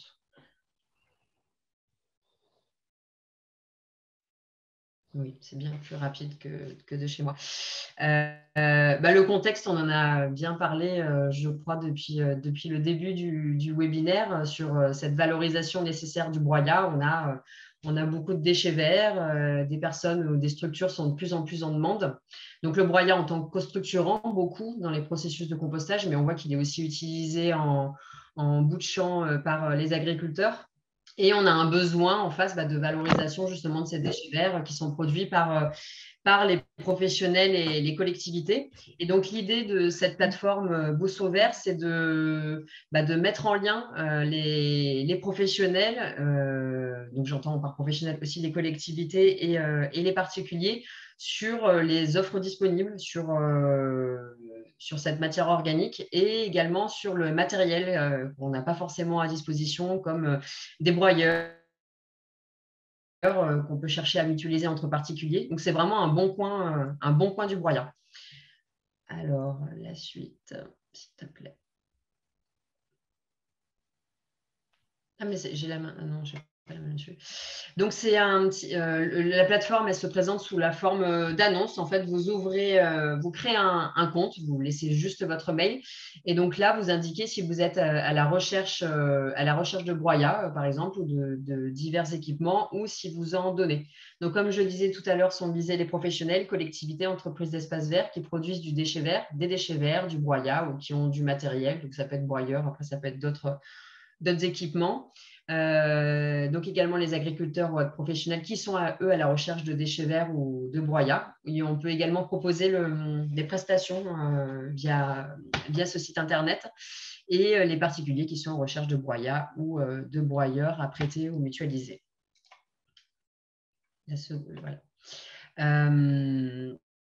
Je vous présenterai après j'ai fait quelques extractions justement du site internet qui est actualisé. Ce sera juste après. Juste pour finir un petit peu le topo général sur cette action, on a prévu du coup des actions de promotion justement de l'outil, parce que si l'outil n'est pas connu sur les différents territoires, voilà, ça ne fonctionnera pas. Hein, c'est l'effet boule de neige. Donc nous, on a prévu de faire un flyer là, de promotion et un plan de communication auprès des relais régionaux. Donc, si vous n'avez pas encore entendu parler de cet outil, a priori, ça va se faire très, très bientôt. On a également prévu des journées de sensibilisation et de promotion en déchetterie sur tous les départements du coup, de la région. Donc, le 13 est également concerné, avec les partenaires du réseau Compost Citoyen PACA. Réseau qui a été créé il y a 2-3 ans, pour information, et qui est une émanation, on va dire, du réseau national. Et nous avons également prévu un déploiement de l'outil sur 3 territoires pilotes. Donc là, c'est en partenariat avec justement FNE PACA. Donc 3 départements que sont le 04, 06 et 83 auprès des professionnels paysagistes et des habitants. Alors, vous pourrez très bien aller sur le site internet qui est en ligne, hein, qui s'appelle, je vous ai mis le lien juste avant, bourseauvert.org. Alors, je n'ai pas voulu vous faire un partage d'écran directement du site en ligne parce qu'on est en train de modifier la charte graphique. Le contenu y est, mais la charte graphique est en train d'être finalisée. Donc, voilà, en gros, là, c'est ce à quoi il va ressembler. Donc ça, par exemple, c'est la page d'accueil où on présente l'initiative, on explique un petit peu le pourquoi du comment, pourquoi on doit valoriser ces déchets verts, et quelles sont les contraintes de cette gestion. On ne peut pas les gérer n'importe comment, notamment en rappelant la réglementation sur le brûlage des déchets verts. Alors, si tu peux passer aux autres diapos. Alors là, j'ai fait plusieurs imprimés écran parce que c'est une page qui est en mode défilé. Donc, voilà, vous avez quand même une vue générale. Donc, on reprend un petit peu la définition de la gestion intégrée des déchets verts. On reprend également les principaux outils qui existent déjà sur la région à destination donc là, des particuliers, des professionnels sur cette gestion des déchets verts. Donc, autant des outils d'information grand public sur le pourquoi du comment que pour les professionnels sur concrètement en fait qu'est-ce qu'on en fait et comment on le fait. Alors la diapo suivante s'il te plaît. Je crois que c'est les ressources justement, la diapo suivante. Voilà, donc là c'est quelques ressources sur le sujet, sachant que ça on l'actualisera au fur et à mesure. Et d'ailleurs s'il y a d'autres ressources pertinentes sur le sujet, n'hésitez pas à les communiquer. Voilà, on essaiera d'actualiser le site internet dans ce sens-là. Là, c'est un exemple d'annonce. Voilà, donc là, alors je ne vois plus très bien, je crois que c'est quelqu'un qui est dans le Var, qui a beaucoup de copeaux de tournage sur bois et qui en propose voilà, aux gens de son territoire. Donc voilà à quoi ressemblera une annonce. Donc le site internet, après, il se présente, vous pouvez sélectionner votre département. Donc là, vous dites offre ou demande et ensuite vous sélectionnez la biomasse, le déchet vert en question que vous souhaitez proposer ou que vous recherchez. Donc là, voilà, c'est une page, c'est des annonces qui ont déjà été déposées sur le site Bourseauvert avec un code couleur offre-demande et puis voilà, avec la ressource en question ou le service comme de la location, du broyage sur site. Voilà, et du coup, c'est la dernière diapo. Alors, moi, j'avais juste actualisé un petit peu ce PowerPoint pour vous dire que sur le site internet de J'espère, nous avons travaillé il y a 2 ans pour l'ADEME. On avait réalisé des fiches et des vidéos à destination des particuliers et des professionnels, donc là, pareil, sur toute la région, des retours terrain pour faire des fiches techniques justement sur l'utilisation du broyat et du paillage. Pour tout type d'acteurs. Là, si vous le souhaitez, je pourrais mettre le lien d'ailleurs dans la discussion. On a ces ressources qui sont disponibles sur le site internet de J'espère, ensuite sur le site de l'ADEME. Et j'en profite également pour vous parler sur encore la thématique déchets verts, des formations guides et maîtres composteurs. Qui sont proposés en région et qui abordent ce sujet spécifiquement sur une journée. Donc, c'est des formations qui sont certifiantes, qualifiantes depuis 2019. Et voilà, vous avez 2 structures dont J'espère qui les proposent en région PACA. Voilà, je pourrais aussi mettre le lien sur ces formations qui sont adressées aux professionnels, donc que ce soit des personnes qui travaillent dans des associations, entreprises, des collectivités. Voilà, on a vraiment tout type de public sur la PGProx, la prévention et la gestion de proximité des biodéchets, dont fait partie la gestion intégrée des déchets verts. Voilà, mais écoutez, je vous remercie de votre attention et n'hésitez pas si vous avez des questions. Et le site internet, normalement, donc, il sera finalisé, Bourse au Vert, d'ici une semaine ou 2. Donc, voilà, vous pourrez, si vous le souhaitez, communiquer largement sur cet outil. Voilà, je vous remercie. Merci beaucoup, Fanny. C'était très clair et ça donne très envie. Et d'ailleurs, en termes d'annonces, par exemple, j'ai vu qu'il y avait des annonces de particuliers qui disent recherche petite quantité de broyat, par exemple. Est-ce que vous vous permettez éventuellement de conseiller ou de répondre en disant, bah là, vous avez une déchetterie pas loin de chez vous, on sait que celle-ci met à disposition du broyat, ou c'est vraiment un site en totale autonomie, et est-ce que vous avez de la modération, par exemple? Alors, il y a de la modération. Justement, c'est quelque chose qu'on a rajouté qui n'existait pas avant sur la première version du site internet. Donc, nous, on pourra quand même filtrer un petit peu les annonces en amont. Effectivement, le lien avec ces déchetteries, il est intéressant. Alors, nous, les personnes en fait, qui déposent ces annonces, c'est en toute indépendance, autonomie, offre-demande.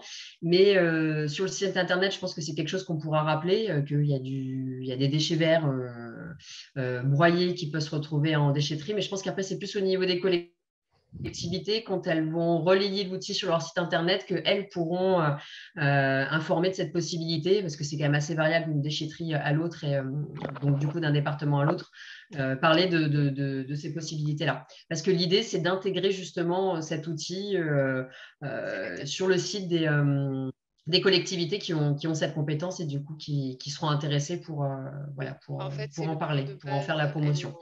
De base et comme ça a été livré en année 3, j'ai réactualisé. réactualisé. Qui n'est pas coupé. Je me permets de désactiver le son. Merci. Et à Camille Méline donc, du SMED dans le 06 qui est intéressée donc, pour avoir des détails sur les journées de sensibilisation en déchetterie. Donc s'il y a un agenda, voilà, le jour où peut-être le communiquer. Ça, Camille, du coup, on va commencer en fait à faire le tour là, des acteurs du réseau Compost Citoyen PACA pour voir qui serait susceptible d'intéresser. Et en fonction du territoire, si du coup ça se passe vers le territoire du SMED, je pourrais te tenir au courant. Bah, je pense que tu le sauras, mais voilà, je pourrais te transmettre l'information ou 4 peut-être par département. Donc c'est quand même assez restreint. Et je crois que pour le 06, pour le coup, on n'a pas encore de site cible. Donc, si tu es intéressé, n'hésite pas à me faire signe. Eh ben, avec plaisir. on pourra échanger si tu veux. Oui, totalement. Okay. Ça marche. Parfait. Je t'enverrai un mail après. Beaucoup. Merci. Alors, j'en profite peut-être pour prendre la main et partager vraiment en une diapositive les 3 outils sur lesquels on travaille donc, dans ce projet plus global que je mentionnais tout à l'heure, donc 2021-2024 sur la prévention et la gestion des déchets verts. Donc 3 outils qui sont en cours de développement et qui seront donc à destination des communes et collectivités. Donc, c'est juste voilà, je les ai regroupés sur la diapositive suivante. Voilà, donc en premier lieu, donc un outil d'autodiagnostic en fait, de la gestion des déchets verts, donc qui permet entre guillemets, d'évaluer la gestion des déchets verts donc en la notant. Et donc, il va cibler des actions prioritaires sur la base des différents critères. Et donc, il va être un autodiagnostic personnalisé du territoire. Et ça permettrait également à la collectivité par la suite de suivre son amélioration en termes de gestion des déchets verts. Donc cet outil serait disponible en fin d'année et début premier semestre 2023. On aura donc l'expérimentation entre guillemets de cet outil sur 3 territoires. 3 territoires, à savoir dans 3 départements. Donc, la collectivité du département en question restera à identifier. Un autre outil donc, qui est l'étude comparative des modes de traitement des déchets verts. Donc là, à ce jour, qui est un fichier Excel qui permet donc de comparer financièrement et on aimerait bien rajouter la composante environnementale. Donc, les dispositifs de traitement des déchets verts, donc à savoir le broyage à domicile, en régie, en prestation, la collecte sélective, la déchetterie équipée d'un broyeur, la déchetterie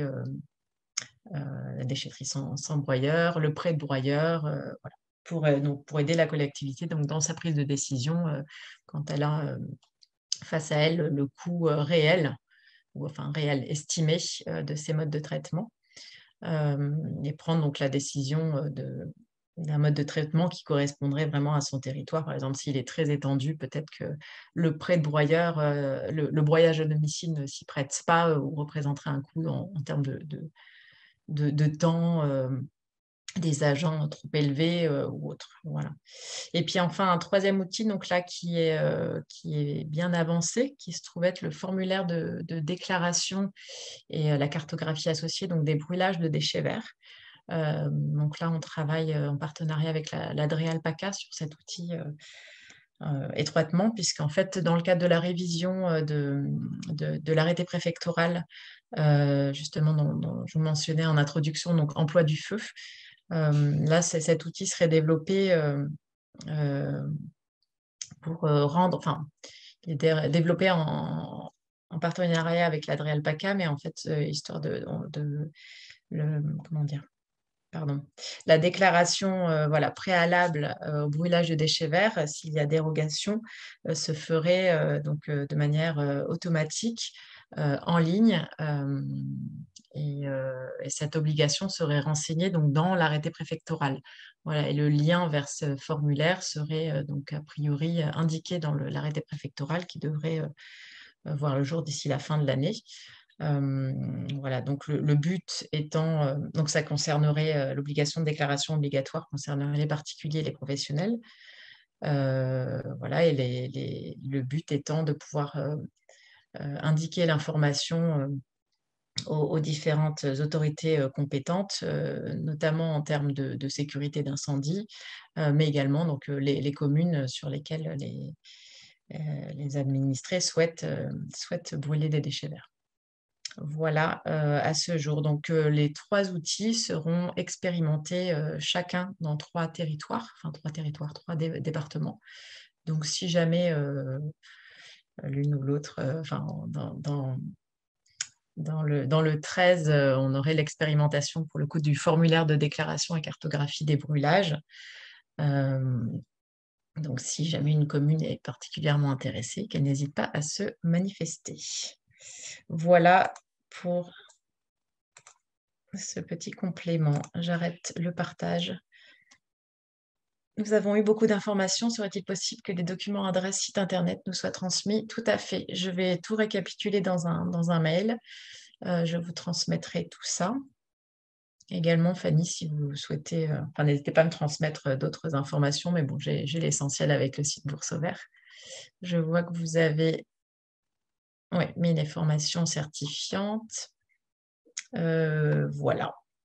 Est-ce que vous souhaitez peut-être revenir sur un point, sur un retour d'expérience? Je sais que j'avais mis une question de côté qui concernait la mise en place sur un terrain communal donc du broyage des déchets verts qui avait été initialement posé par Patricia. Est-ce qu'il y a une commune qui a déjà mis ça en place, qui souhaite peut-être partager ça avec les autres participants? Est-ce que Christelle, tu as, toi, des connaissances sur le territoire métropolitain de la mise en place de ces terrains communaux avec du coup broyage des déchets verts qui y sont amenés? Bénédicte, dans le cadre des obligations légales de débroussaillement, la déclaration de brûlage pour un particulier est-elle obligatoire? Oui, elle le sera. Elle le sera, en fait, ce sera vraiment l'ensemble des déclarations de brûlage, enfin, quand bien même les régimes dérogatoires seront inscrits et la personne pourra juste voilà, sélectionner, je suis un particulier, je suis soumis aux OLD et je souhaite brûler telle date. Je confirme bien m'être renseignée sur les pics de pollution, la météo, l'absence de vent, voilà, la période pendant laquelle je souhaite brûler et soumettre ce formulaire. Je sais qu'il y a Aurélien Davio de l'Agence régionale de santé parmi nous. Si Aurélien, tu souhaites peut-être parler plus de cet outil. Merci Aurore. Est-ce que vous m'entendez bien? Oui, très bien. Parfait. Alors, non, c'est très complet, donc tu as tout dit, pas de souci. Effectivement, l'idée, c'est de diminuer le nombre de dérogations, de clarifier les arrêtés, puisqu'actuellement, ils sont quand même assez touffus et c'est compliqué de s'y retrouver. Et du coup, dans le cadre des OLD qui ne pourraient pas ne pas être brûlés, effectivement, il y aurait cette possibilité donc, et de passer par la déclaration. L'idée, c'est tous les végétaux dont le brûlage ne peut pas être, qui sont obligés voilà, d'être brûlés, donc d'avoir cet outil de déclaration pour, voilà, comme tu as dit, à des fins de sécurité, de repérage. Donc l'information serait transmise aux SDIS, donc aux pompiers, à la gendarmerie, aux communes, voilà, donc pour avoir cette information.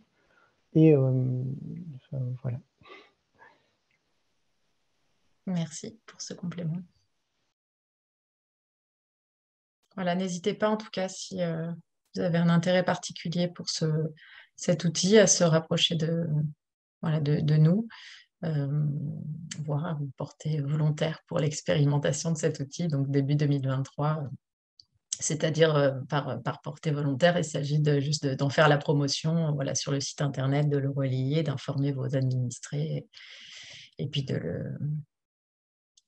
peut-être de le pratiquer vous-même pour voir ce qui dysfonctionne ou ce qui pourrait être amélioré. Voilà.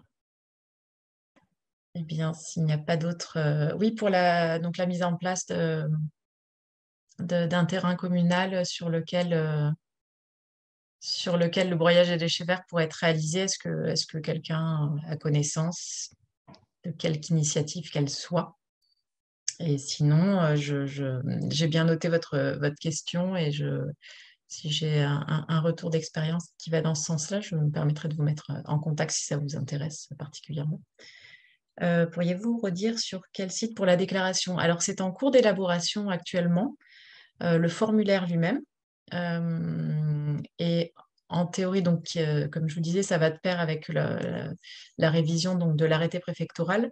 Donc, il va avoir le jour d'ici la fin de l'année. Et le formulaire, pour l'instant, on ne sait pas sur quel site il va être hébergé. Donc, la question se pose sur le site peut-être de l'ARS, peut-être de l'ADRE-Alpaca ou de la préfecture, à voir qui souhaite l'héberger et surtout l'administrer par la suite.